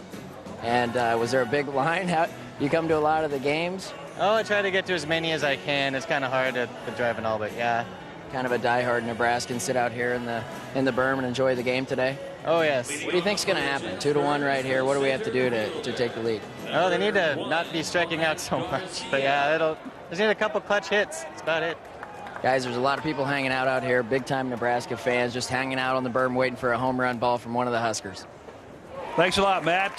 Pretty casual out there as Nick Garcia, or check it, Mike Garcia, steps in. Somebody's got to run that advice into Mike. Guys, don't strike out so much. That's a pretty good thing to do in baseball, isn't that? Yeah. Not bad advice at all. Well, as I said, one of the keys of the game here, battle and score. And the Huskers, you know, against that ball down low and in the dirt, you know, against Baylor, they left 25 men on base in that series, Larry, and they did not have very good success in that series. So far through 5 innings, they've left 5 on here today. So battle and score. Get them in on base, bring them home. You got to do that. And the Huskers normally pretty good at getting that job done, but as I call them, the LOBs, the left on base, really can snap up and bite you. And we've seen that happen to Nebraska. The count is 2-2 to Garcia. And he swings at a pitch down in the dirt. Christy Eppledit steps out front. Nice work by Jeff. And the out is recorded. The 5th strikeout and an assist to Christy. First baseman, number 24, Matt Rizzotti. Matt Rizzotti will step in. Matt on the day is 1 for 2, one big one, a home run. Solo shot in the second from the big guy, 6'6", 230 pounds. And we were watching him, Rizzotti, yesterday in batting practice and then again in batting practice before the game. Yesterday he took about 3 off of the scoreboard in right field, and then today in batting practice pregame he took another one off the scoreboard. He was just launching. And I mean, you look at the size of this guy, 6'6", 230, just an enormous swing. And Larry, but look at him too. I mean, he doesn't look. I mean, there's not an ounce of anything but power and muscle in that frame. As Jabba's worked him over here, and he throws a let-up pitch there, a changeup, runs the count to 1 ball and 2 strikes. Rizzotti, what I like about him a great deal, in addition to his numbers here, his power numbers and all that, Larry, is On the year, he's walked 50 times, which is good for third in the nation, but he struck out just 43. That's a great ratio right there. Jabba tries to fire him away, but goes inside. He's not afraid to take a walk. 50 walks, it's a new record for walks in a season for Manhattan. He also holds the record for career walks, and that's what Kevin Layton likes so much about him, is that he's not afraid. I mean, you see guys who like to go up and be free swing, hit a lot of home runs. This is a guy with a lot of natural power who doesn't have to be swinging for the fence all the time. This is going to be interesting right here. 3-2 is the count. Jabba, let's see if he goes. If he goes slider, he likes that slider. He loves to go that slider at times. He used to anyway, in terms of his out pitch, where he 3 balls and 2 strikes with 1 out. And Rizzotti taps one into his dugout over there. Rizzotti, 2-time, the second time this year. He was chosen as a first-team All-MAC player, first baseman. Chosen as the MAC preseason player of the year. And ball just misses inside. Ball 4. Crowd doesn't like it. Yeah, neither did Jabba. You can see the reaction there. He thought he made a pretty good pitch. Inside fastball. I think it was a little bit in and a little bit up. John Fitzpatrick. Be that as it may, Rizzotti down at first base with the walk. Second walk given up by Jabba. And now Fitzpatrick, John Fitzpatrick, will step in. He also has a solo home run, again back in the second inning, and goes after that first pitch. And I'm going to tell you what, he got every ounce of his torso into that one. Holy moly. John Fitzpatrick. Well, that hit earlier, both his hits earlier. He's now at a 16-game hitting streak, is Fitzpatrick. Man, you got Rizzotti and then you got Fitzpatrick. That's just 2 dynamos, 2 power piston hitters back-to-back, and we saw the effect of that in the second inning with back-to-back home runs. As Fitzpatrick now is run at 1-1. Fitzpatrick out of Yonkers, New York. Played his high school ball at Iona Prep. The other thing impressive about Fitzpatrick, 4-time All-MAC first team, but also 3-time first team academic All-MAC. And you can only be academic All-MAC 3 times. You're not eligible your freshman year. Every time he's been eligible, he's been an All-American and an academic All-American. You know what? It doesn't get any better than that. That is outstanding. I mean, that's just terrific, and to be the ball player that he is. He's 31st in the nation in home runs, 27th in RBIs. Looking here at a 2-1 pitch. And he drills one down, foul down the third base line.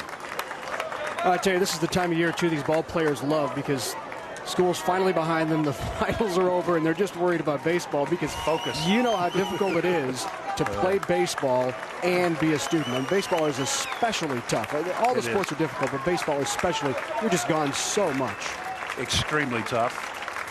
As Jabba tries to sneak one out to the outside edge and up a little bit. Doesn't work. 3 balls and 2 strikes now. Larry, you're right, because it's usually a Thursday, Friday, Saturday, Sunday process, and sometimes more than that. Let's look at it again here. Good job by Christie to try to frame it in. It didn't work, though, as Fitzpatrick is patient, staring. Runner going. Strike 3, and there's a throw by Christie, and Rizzotti is going to be in there as Fitzpatrick trying to yank one out of here, but he strikes out instead. 6 strikeout. Now batting the for third baseman, Jabba Chamberlain. What a great jump there by Rizzotti. Christie really with no chance there. That base was stolen on Jabba. He got a very good jump over there at first and was there well in time. Dom Lombardi steps in now. Runner out at second base is Matt Rizzotti. Lombardi on the day. 0 for 1. Had a walk his last time up. Hitting at a good clip this year, however, 324 with 3 home runs and 29 runs driven in. You know, back to your point 8 earlier, it's not just the Thursday, Friday, Saturday games. They're playing midweek games, sometimes on the road. You know, half the time you think about Nebraska's trip to Iowa midweek, their trip to Northern Iowa last year midweek. So you're gone nearly every week, 2, 3, sometimes 4 days out of the week. It is tough duty, without a doubt. And you admire these guys, and especially the people that can do well in the classroom, as we talked about Fitzpatrick. Brandon Buckman, second team academic All-American for Nebraska. Bryce Nimmo was an all-district academic player. So people have, we saw Jeff Licey 2 years in a row, academic All-American a couple of years ago for Nebraska. So you admire those guys. 2-1 on the hitter, and that is Lombardi, and he stares at 3-1 now with 2 outs. And Jabba doesn't want to lose this guy. Doesn't want to put another runner on base. Time for he and Christie to bear down. Lombardi, career .311 hitter for Manhattan. Here's a 3-1. Make it 3-2 now. Slider, just a perfect slider. And Lombardi just got frozen on.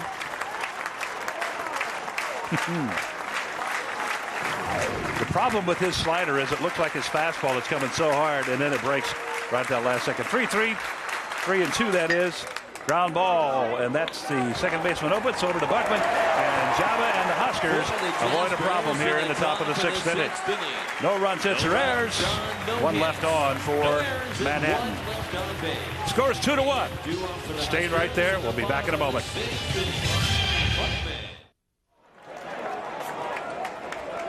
And the road to Omaha, as you see all the players, or the teams that is, involved here in Lincoln. The first step to the College World Series. And a great road it is, a great road to be on, as Brandon Buckman will step in, and he is 2 for 2 on the day and scored the Huskers' only run back in the fourth inning. Buckman at a .338 clip this year, 14 home runs and 51 runs driven in. Hit just 2 dingers last year.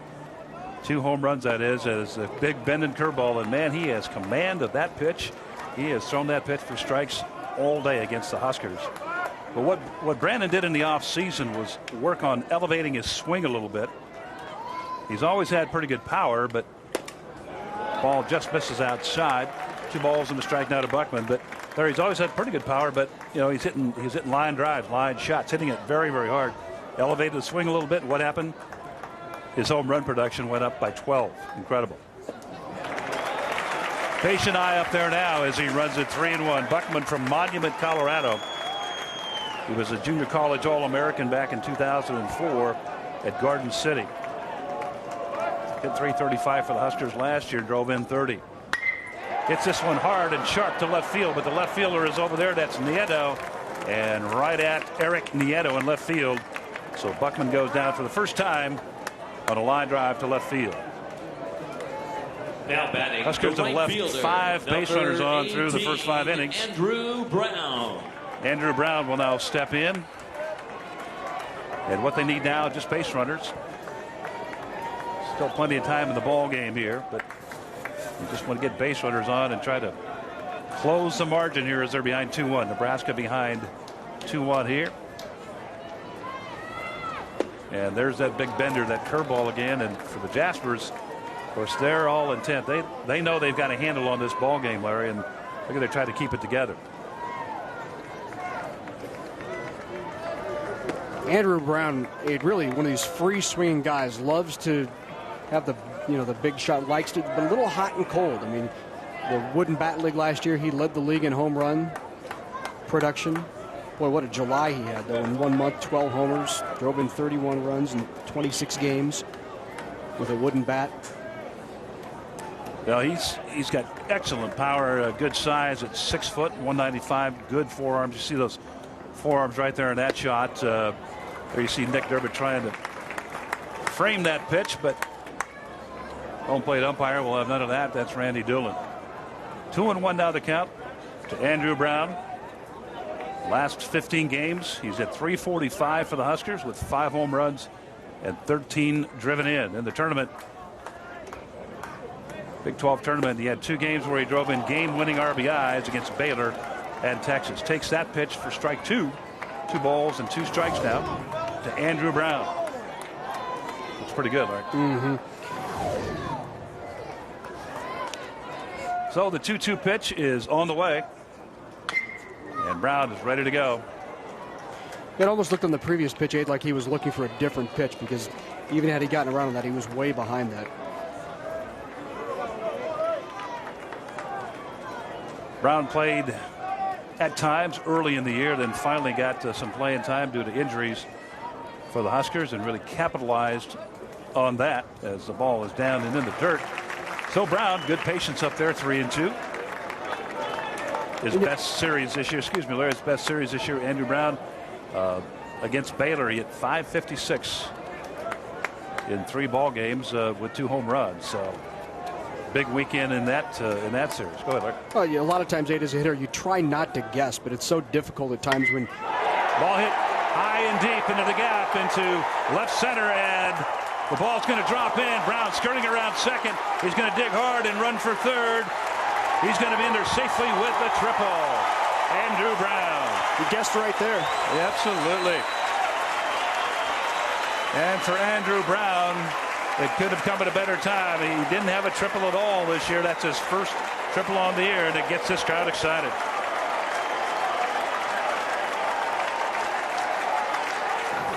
Well, he really just sat on this, extends the arms, got it right out over the plate. I think if Cody could have that pitch back, he would like it, because he left that right out over the plate, and Brown just delivered it to the deepest part of the park, right at that 403 mark.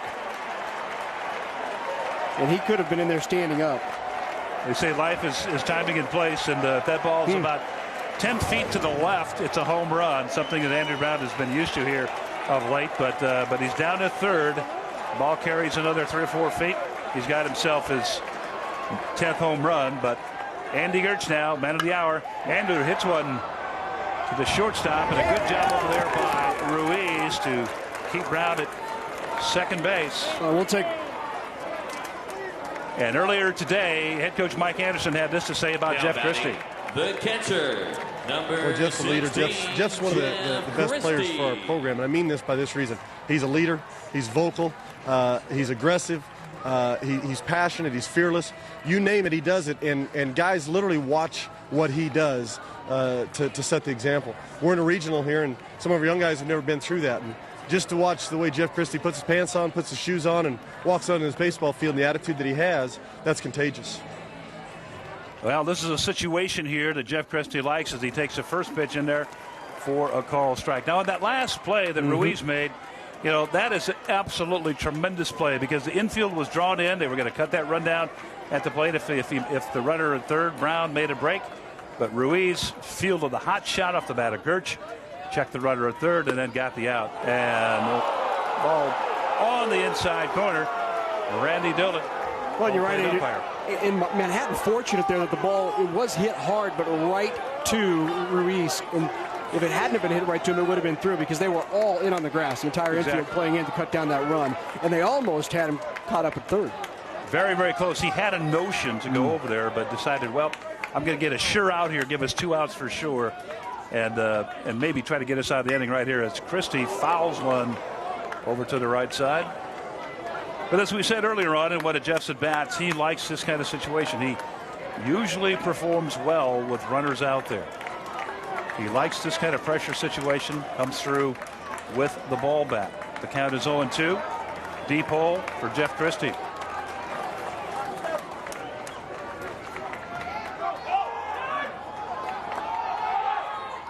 Two on the way, and just misses down low.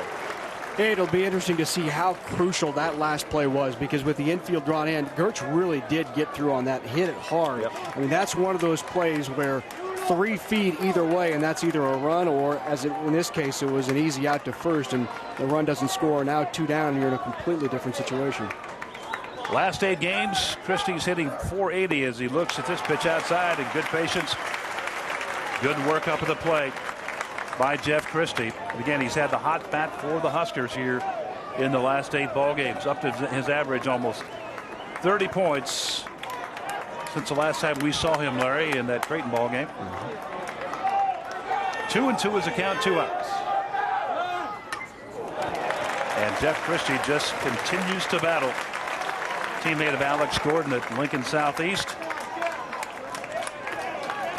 Alex, of course, Nebraska's All-American from last year, the Big 12 Player of the Year.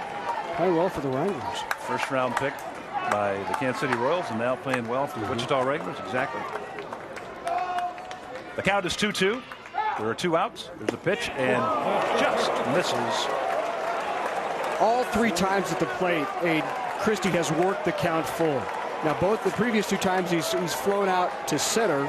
Both times, last time, of course, deep enough to get the sac fly and score the run. But all 3 times now he's been at the plate, he's worked that count full. And he has that opportunity again, as the count is indeed full with 2 outs.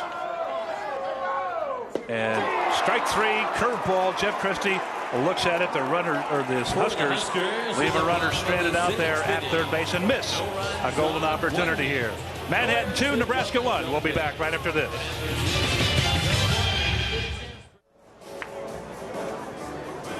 Capital City in Nebraska here, Lincoln, Nebraska. The Gold Dome shining off in the distance, and there you see Haymarket Park, Hawks Field. We're somewhere right behind that that pitched roof, and this is probably my favorite shot right here. This is what I call the jewel of college baseball. We sit here behind home plate, look straight out onto this tremendous field. Well done, right into the outfield towards the football stadium. And that's like a $5 million view right there. So, Haymarket Park, great place to be. And here to take you home for 7-8-9. Here's my good friend Larry Putney. Well, thanks very much, Adrian. You know, the skyline a little different, I think, for these Manhattan players as they look out over. They see a little different thing than we do. They're used to that L train, I think, being about 2 blocks from the stadium. And I don't think I'm exaggerating. They're right there. I want to get off at 57th and East. That's right. Right there at the plaza. I love New York. It's a great town, great place to go, and great place to work. And what do we have here? We have the butt of the bat. You know, it kind of snapped off. He was getting ready. He put his hands down to the bottom of the bat, right down at the butt, and it popped off. Snapped off. Yeah, just kind of popped and hung there. He tried to call timeout. Umpire didn't give him timeout, so I'm not going to swing. Well, Ryan, you better call Mako. That's the thing about aluminum bats. It's the only sport in the world where an auto mechanic or auto body man is needed to take care of things. But that's what happens with those things. So unfortunately for Marcoux, he goes down 0-2. Now it's 1-2 after the pitch is wide from Java. Marcoux, the sophomore, 5'10", from New Milford, Connecticut. He's their solution at second base, but not this time at the plate. He swings through that for the first out of the top of the 7th inning. K number 7 for Java. Breaking ball, looked like a curveball down in the dirt. Actually, a bad pitch to go after, obviously, but Marcoux went after it, and Java gets his 7th strikeout on the day. And that brings up Ruiz, who swings through the high heat from Java. Ruiz, the cousin of Mike Garcia. Mike Garcia batting 3rd in the order. They both came here from junior college in the same year.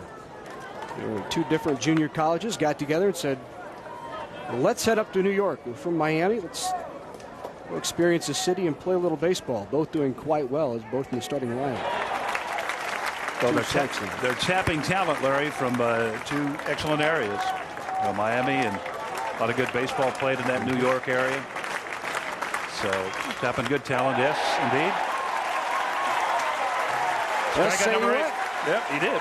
Java with 8 strikeouts and back-to-back here in the 7th. So things warming up a little bit for Java.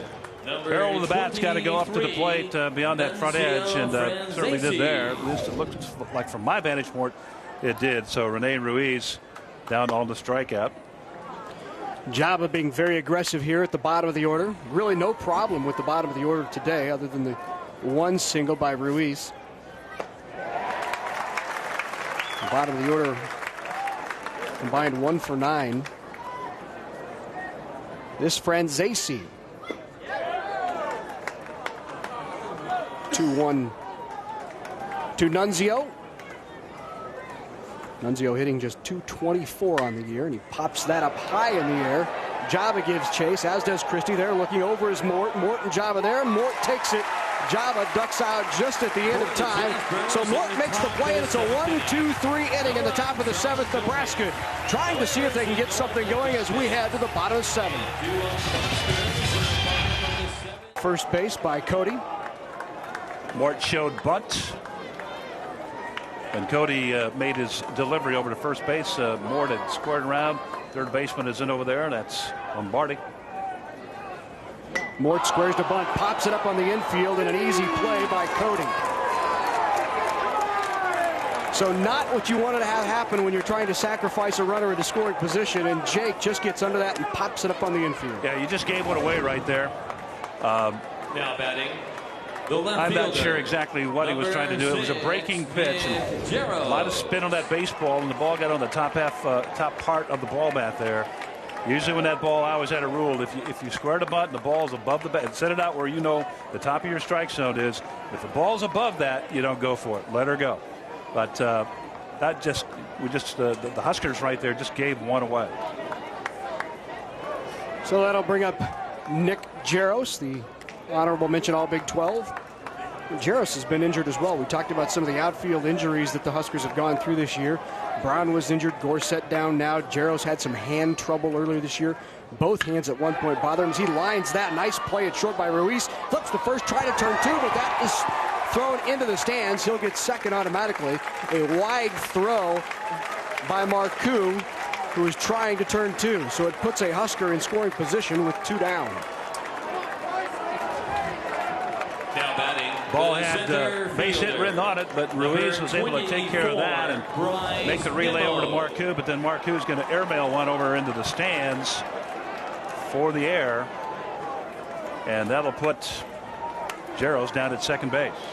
So the error charged to Marcoux, his 19th error of the season. And Adrian, we talked about it off the top. Defense was going to be key for this Manhattan squad. They're fielding at just a .954, committed a lot of errors, especially in that middle infield. In this, we'll see if it rears its ugly head for Manhattan as at the plate now. Well, Larry, a really good play got the front end of the double play started. Excellent play by Ruiz. Hot shot off the ball bat, and then bingo off the ball bat of Jaros, that is, and then bingo. You make the one throw and get that out, and then a problem on the throw. And it was a tough play to spin and throw and keep it under control. The count even now to Nimmo. The Cody delivery in there for a strike. Sometimes it takes a situation like this for somebody to break out of a slump. And boy, what a great time this would be for Bryce Nimmo to come through. Nimmo struggling at the plate. In there in the order because of the injury to Luke Gorset. Gorset, of course, Huskers all Big 12 outfielder, hitting .352 on the year. 15 homers. It's taking away a lot of offense. Well, it's like taking Fitzpatrick out of their offense. And he's got one of their home runs today and one of their runs.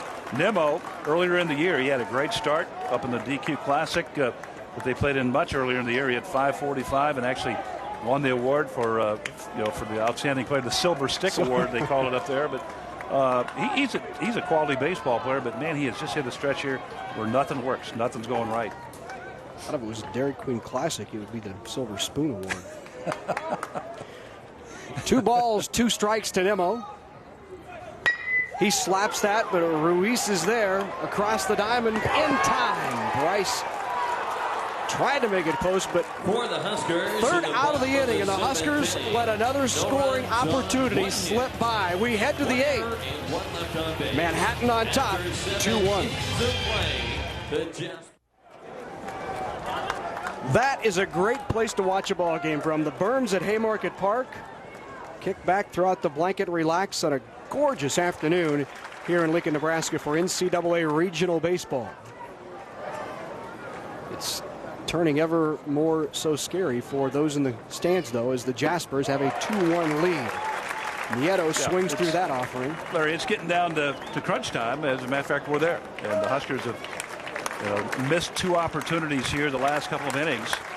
And they've got 8 and 9 to get her done. And with Cody going the way he is and the way he pitches, you got to think if something really untoward doesn't happen, that's going to be tough. But we'll see what happens here. All the credit to Manhattan. They came here today and they said at the press conference yesterday, hey, we're here to play. We're not too terribly impressed with all the other stuff. We're just here to play. As Jabba misses wide, way wide that last pitch. So tough baseball here in the last 2 innings. Count even now to Nieto, who was the most outstanding player of the conference tournament in the MAC tournament, hitting .425 in his last 10 games, 16 runs, 17 hits, 10 of 12 stolen bases just in the last 10 games, 10 of 12. And there's a look at Java, who has done his job for the day. Gave up 2 long balls. That kind of a little scored out there just over the outstretched arm of Opitz for a single. So the Manhattan Jaspers get the leadoff runner on here in the top of the 8th. They all look the same in the scorebook, is what we say. A little flare hit as we see the Nebraska bullpen. Brett Jensen out there. Brett Jensen on the right there, the Nebraska's career all-time saves leader and record holder. Nieto at first base, Larry. And again, we talked about pressure on the defense, and he's the guy that can do it. It's the first time he's been on base today, and you know he's going to try to make a mark. You know it. 38 stolen bases in 42 attempts, and they'll lay down the sacrifice. That's up in the air. Mort there to make the play, and he does. Mort, the recipient of the bad bunt this time. So that's one out in the top of the 8th. Saw it happen to the Huskers, and now we see it happen to, see that ball's up again, and it's coming right off the top of the bat. Great shot by our first base camera right there. Excellent shot. Gives you just a bird's eye view of how that play unfolds. So that'll bring up Mike Garcia. Garcia, as we said earlier, the cousin of Ruiz, the shortstop for Manhattan. 0 for 3 his last time up. Went down swinging. Jeff Christie knocked it down through to first for the strikeout. They're watching closely over at first, Eric Nieto. Nieto to Christopher Columbus High School in Miami. Back in there just in time. You see it happen often in baseball where a pitcher will go back time and time again, and what you're trying to do there is you're trying to lull that base runner into just a little bit of a, there he goes. The pitch up, Christie throws down, not in time to get him. The ball stays right there. So Nieto with his first stolen base in this regional, his 39th stolen base on the season. Now 39 of 43. One more look.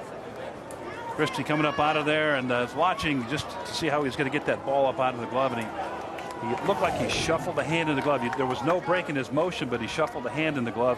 Maybe didn't have quite the good grip, and the ball drifted a little bit to the right-hand side. Nieto in there with a stolen base. And it's you knew it was coming. You just knew it was coming. It's amazing what a fleet runner on the base paths can do, as that's lined sharply into left. Up with it for the Huskers is Jaros. They'll hold the runner at third. So the single by Garcia puts runners at first and third with one out here in the top of the 8th inning. Nebraska down 1, 2-1. Jaspers trying to add to that lead. Fastball right about belt high, a little bit to the inside part of the plate. Garcia able to just tomahawk it right into left field. And great job out there by Jaros to come up with a baseball and that little motion moving forward, get that body and that momentum moving forward and make the good throw, and he did. And Mike Cole, the third base coach for Manhattan, is now giving out some signals. And here comes Mike Anderson for a talk with Jamba Chamberlain and his bunch. It's not often the Mike comes out for a talk. No, he just came out to signal that he wants to make a change.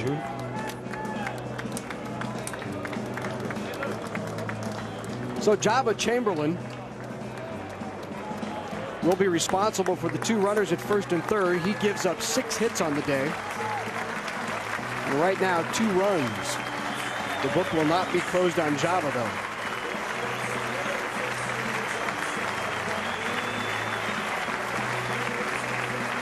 And we talked to Kevin Layton before the contest, as we have a pitching change here, and you see the crowd appreciative of Java's effort for the day. We talked to Kevin Layton about being in Lincoln, Nebraska, and playing in front of these fans. It's definitely interesting. It's a different part of the world, of the country, and I myself have never been to Nebraska. I've been to a lot of places in the country, but there's nothing that compares to New York City. It's beautiful out here. I love it. The weather's great. The city is nice. I mean, it's a nice, quiet town. There's nobody beeping at you. I mean, there's no garbage trucks waking you up in the morning and things like that. So it's very peaceful, and we like it. So I hope we can stay for a few days. Well, they're certainly in good shape right now to do that. A 2-1 lead with runners at first and third, and now in the game for the Huskers is the lefty Zach Herr. Freshman out of Omaha, Scott, 5'9", 170 pounds. He's their top left-handed option coming out of the bullpen for the Huskers. They'll run it up there about 85 to 87. Excellent curveball, mixes the curveball with the fastball. Played for Keith Engelkamp of Omaha Scott. And there are the numbers on Zach. 2.11 earned run average. Excellent ERA in those 21 innings that he has pitched. This will be his 24th time up on the mound for the Huskers, and a big job he had. One out here in the top of the 8th inning. The Jaspers have a 2-1 lead, and runners at the corners, as Larry told you a moment ago. Now we want to hear from everyone watching the 2006 NCAA Baseball Regionals here on NET and CSTV. Let us know where you're watching from, and if you're enjoying our coverage, you can write us at that address right there. NET Sports, P.O. Box 83111, Lincoln, Nebraska 68501, or you can email us at sports@netnebraska.org. Please take a moment and let us know what you think about the regionals from right here in Haymarket Park. So Zach Herr now on the hill for the Huskers. He will face Matt Rizzotti. Huskers going with that lefty-on-lefty matchup, and Herr touching that outside corner for strike one. Rizzotti didn't necessarily agree. Good breaking pitch, Larry, that ran up there and then ran out and away from Rizzotti. We talked about how dangerous Rizzotti is. 14 doubles, 3 triples, 9 homers now in the season after his homer back in the second inning to give the Jaspers the 1-0 lead to break it open a bit.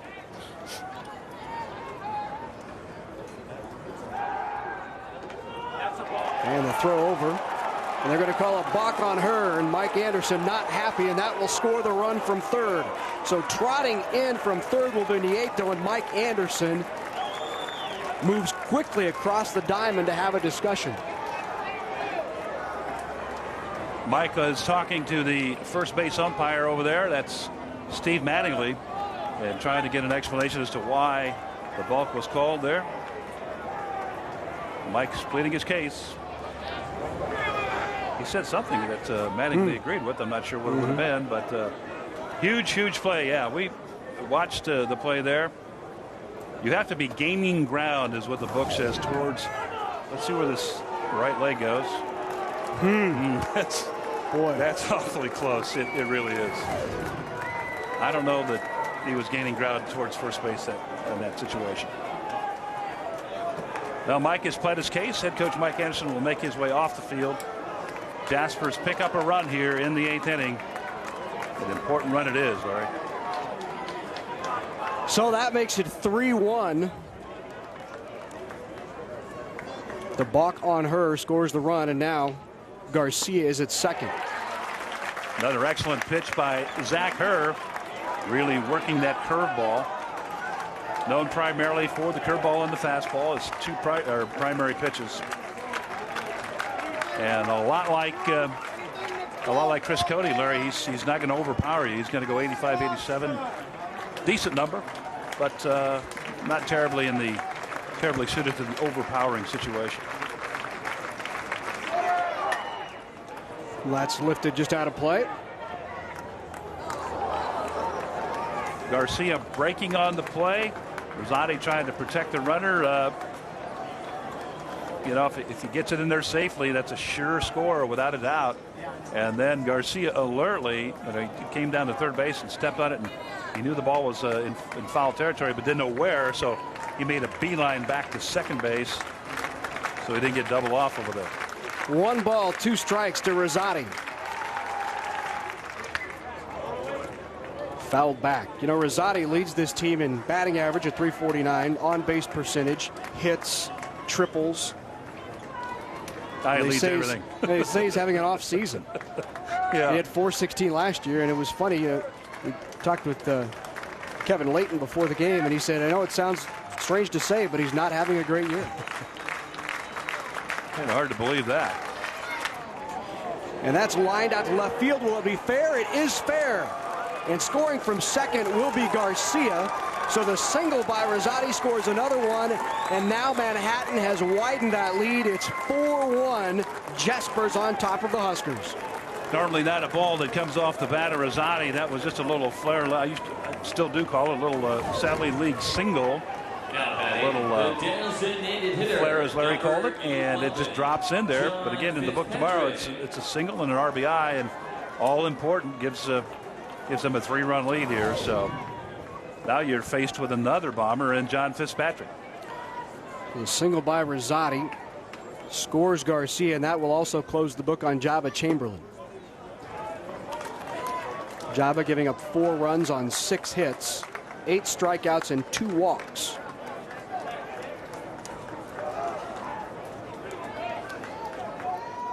Top of the 8th, 4-1 Jaspers.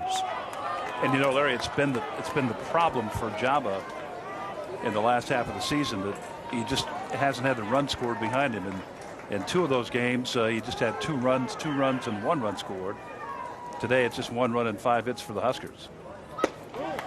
So many times you get into this regional action and you see a team like Manhattan, which makes it into a regional, and they have a pitcher or they have a player or two. And Manhattan's a very well put together team. They have some bats and they have some good pitching, and they have even people behind him. They have a couple of starters they consider #1 starters, as that's in there for a strike. 2-2 now.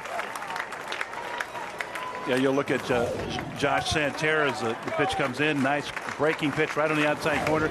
Excellent pitch by Hare. But Josh Santerre will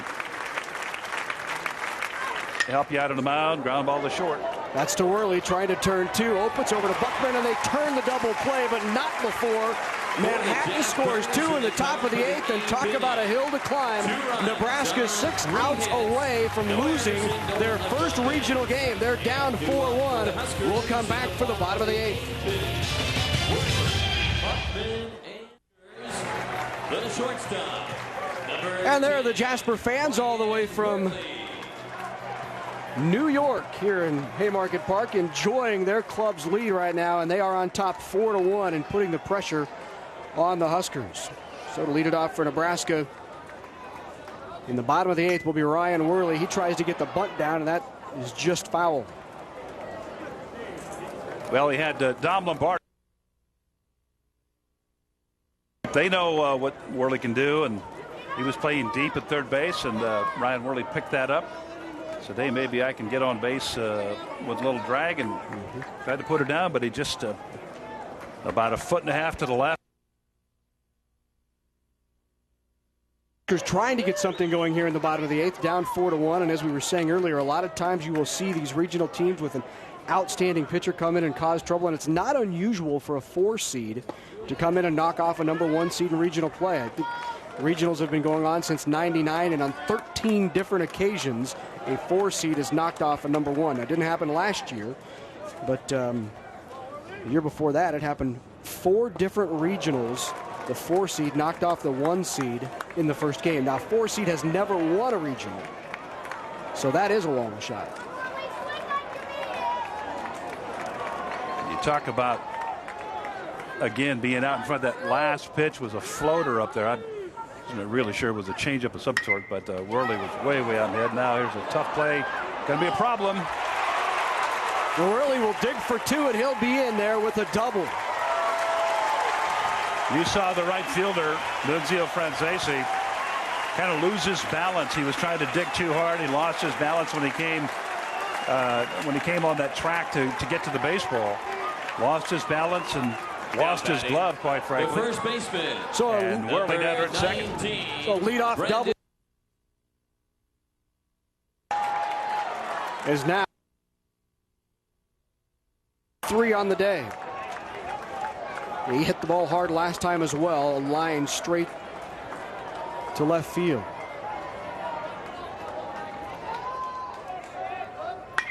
And that's lined right at the shortstop, who makes a nice backhanded grab just over his shoulder. But Buckman continues to put good wood on it. Let's go down to Matt Davison, who has a special guest. Matt. Now batting. Yeah, guys, I'm sitting here with a father that's pretty happy right now. Joe Cody, and your son Chris is really just having a special day here in a special stadium here in Lincoln, Nebraska. It has to be a big-time day for you and your family. Yeah, it sure is. He's just thrilled to be here. You know, winning the MAC championship is great, but this is coming out here to play ball is just fantastic. The boys have been telling me on the phone all the last couple of days how much they enjoyed the fans out here. Have been great to them. Well, I know Chris is quite a battler, and he's in the 8th inning right now against a pretty salty Nebraska team. But he's a kid, as you were saying, that has a lot of confidence, and he was looking forward to this as a challenge here today. He doesn't throw the ball rocket speed by or anything, but he's got pretty good placement, and he's persistent. So he's doing good. He's been doing good. This has been a good year for him. He's had a great ERA. 1.45 he ended up with, so he's been doing good. Well, Joe, welcome to Lincoln, Nebraska, and I'm glad it's been a good day for you and Chris and your family. Well, thanks for having, and I'll tell you, the fans have been great here so far. We love it out here. Back to you guys. And that's a proud papa there, and for good reason. Chris Cody shutting down this Nebraska lineup. That's dribbled right back to Nevins, who's now playing second. So Andrew Brown goes down for the second out here in the bottom of the 8th. Well, Larry, yesterday Chris Cody said that, you know, this whole atmosphere and what he's about to embark on was really Now batting. he was so excited that he was going to finally experience his dream. Experience his dream, and here it is right now. And he's still baseball left to play here. Nobody's giving up the ghost right now, but no doubt he is in the driver's seat. Well, if there's a guy who can change Gertch. Gertch, one of the top hitters for the Huskers since, of course, he had a flare-up of a shoulder injury and the death of his father, Terry. He spent some time away from the game. Now he's back and hitting .356 with 13 RBI, 11 runs in his last 15 games. Well, he's experienced the pressure. We saw him last year against Arizona State in that second game they played against ASU. He had a 3-run home run in the 9th inning against Arizona State. Nebraska took the lead. Is he way out ahead of that one, though, as Cody just continues to keep the Husker hitters guessing up on the front foot and way out in front. But he has experienced, you know, the high drama, and he can get her done. It's just that he's never had to probably get her done against a guy that is so crafty with his trade. To pitch the way he does with such great finesse.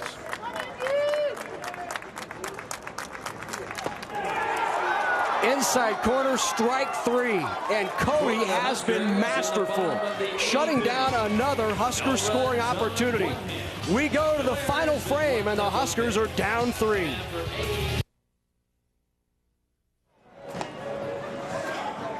Terrific day here at Haymarket Park, especially for the Manhattan Jaspers, who have come in from Manhattan to enjoy this game and day and see their team leading the Huskers heading to the top of the 9th inning, 4-1. And Nebraska with another pitching change. Another pitching change. Eric Bird, the big right-hander, 6'2", 215 pounds.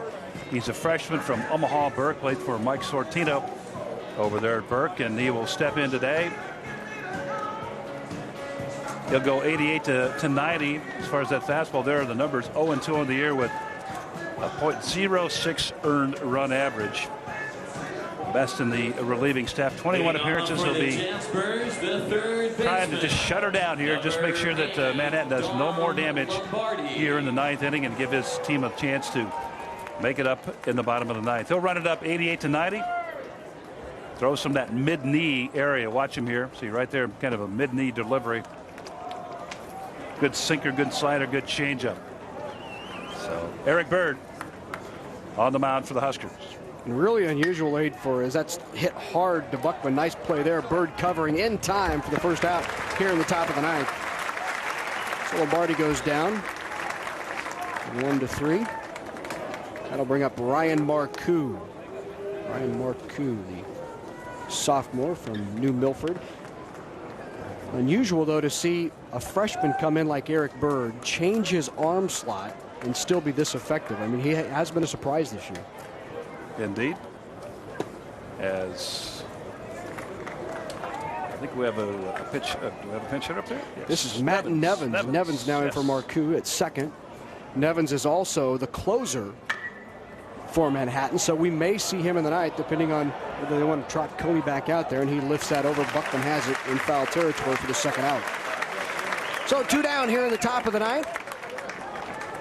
Now batting the shortstop, number That'll bring 4, up Ruiz, the shortstop. Ruiz. In case you're wondering, due up for Nebraska, Jeff Christie, Jake Opitz, and Jake Mort. Hitters 7, 8, 9 for Nebraska in the bottom of the inning. Mike Anderson told us before the game that while he didn't think Gorsett could play the field, wouldn't be surprised to see him in a DH role. So we may look for that in the bottom of the ninth as well. I believe, just from one hit, yes, Opitz. Jake Opitz got hit in the 7th inning. I believe everybody else has come up empty. Well, Christie had that sac fly that brought in the lone run the Huskers have scored. Ruiz came up empty there. He's now down 0-2. Fouled back.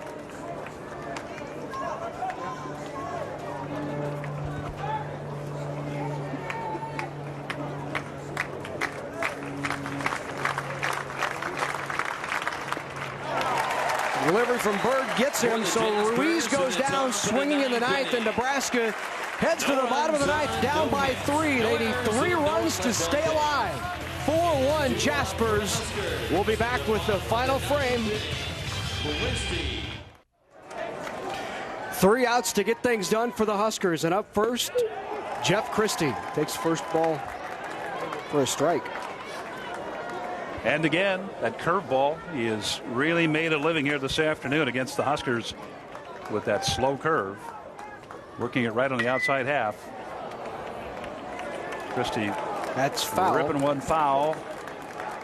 Now he finds himself down 0-2, and still out there. Chris Cody, as we would have expected.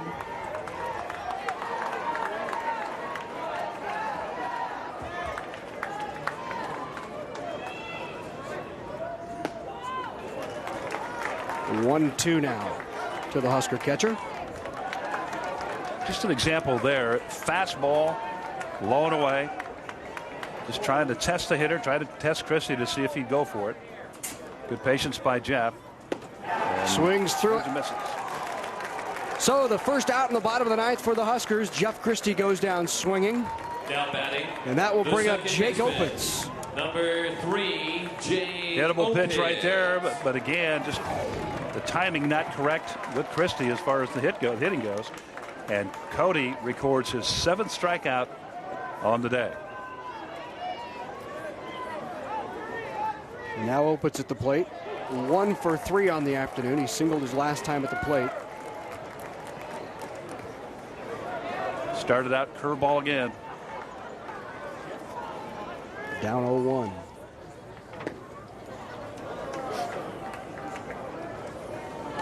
Huskers have really struggled to find anything today against Chris Cody. But that's been the case so many times this year for the senior from Brewster, New York. Well, Larry, they threw 8. They've left 8 on base. And again, Opitz out in front, way ahead of the pitch. It's a little nubber back to the screen. And again, golden opportunities. There's the Husker dugout, and obviously looks of concern. Down 3. 1 gone here, bottom of the 9th inning in the first game here of the Lincoln Regional. Opitz lines that foul and into the berm area.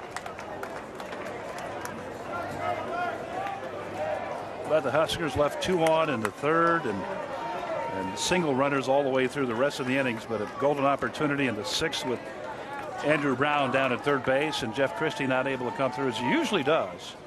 Looking at a called 3rd strike. Opitz, that's fair. Up with it is Lombardi across the diamond, but not in time. So Nebraska's hopes alive as Opitz gets an infield single. You won't see a hugger like that very often. That ball hugging the line, going right over the base, and that is indeed a fair ball. A great call over there. Bill Speck, the third base umpire, right on it, as you see Dom Lombardi making a great play. And again, as a player, it's like in any other sport, just make the play. Let him call it afterwards. If it's foul, it's foul, but make the play. Make the play. So life here in the Huskers is Opitz, second base hit of the day. And Huskers trying to make it happen. So that'll bring up Jake Mort with Opitz at first. Huskers now with 7 hits on the day, equaling the hit total for Manhattan. Also 7 hits. Manhattan's line, 4 runs, 7 hits, 1 error. Nebraska's 1 run, 7 hits, no errors. That's upstairs to Mort. He evens the count at 1. Bottom of the 9th inning. Nebraska down 3. Opitz at first. Jake Mort. The plate. Lifted into left center is Nieto, and he makes the play for the second out of the inning. So Jake Mort flies out to and Nick Jarros stepping to the plate. Now batting. All up to Jarros, youngster from Platte City, Missouri. 6, Nick Jarros. And I guess if I'm Mike Anderson, head coach of Nebraska, and you're in this situation, he's the guy I want up right now because he is a fighter. He has that glint in his eye. He's a never give up guy ever. And he's going to battle up there. So let's see what happens. He's had a tough day here at the plate, however. He's 0 for 4 on the day. And first one in there for his strike, as Cody has done throughout the afternoon. There's 1 strike to Jarros. Jarros hit .390 in Big 12 play this year. First Husker to hit .390 or better in Big 12 play since Matt Hopper. Use a little right now. Huskers down 4-1. Not even at 1. Opitz at first. Jarros. Fair ball. Up with it across the diamond is Lombardi. Not in time. Nebraska still alive. Back-to-back hits right on the chalk over there. Both times Lombardi has been there, but right on the chalk and has not made the throw across the diamond.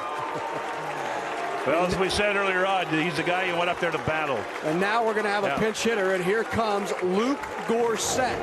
And you can hear the fans chanting Luke as we take one more look at that. Hot action down there at third again for Dom Lombardi, the third baseman. When you have a pitcher like Cody on the mound, you're going to get quite a bit of action down there because guys are ahead, as we've seen all day. Guys are ahead with a ball bat. As Gorsett now will step in, and we'll see very quickly just, you know, the bad back situation might be what you want right here because he might be a little more prone just to hold back a little bit and be a little more measured in his cut and, you know, try to deliver. But Luke Gorsett will step in. And this guy, as we said earlier on, Larry, he's been a main offensive cog for the Huskers this year. 350, 15 home runs. Just be patient at the plate is what he's telling himself right now. So runners at first and second, and once again, Cody working ahead. No balls, 1 strike now to Luke Gorsett. Of course, he had all the home run power early on in the season. Struggled with that back. Has curtailed his power numbers, but still hitting .350. He lifts that to center field, but measuring it is Garcia underneath it. And the Jaspers have come to Lincoln and knocked off the #1 seed in the Lincoln Regional. The Huskers fall 4-1 to Manhattan as Cody is mobbed at the mound.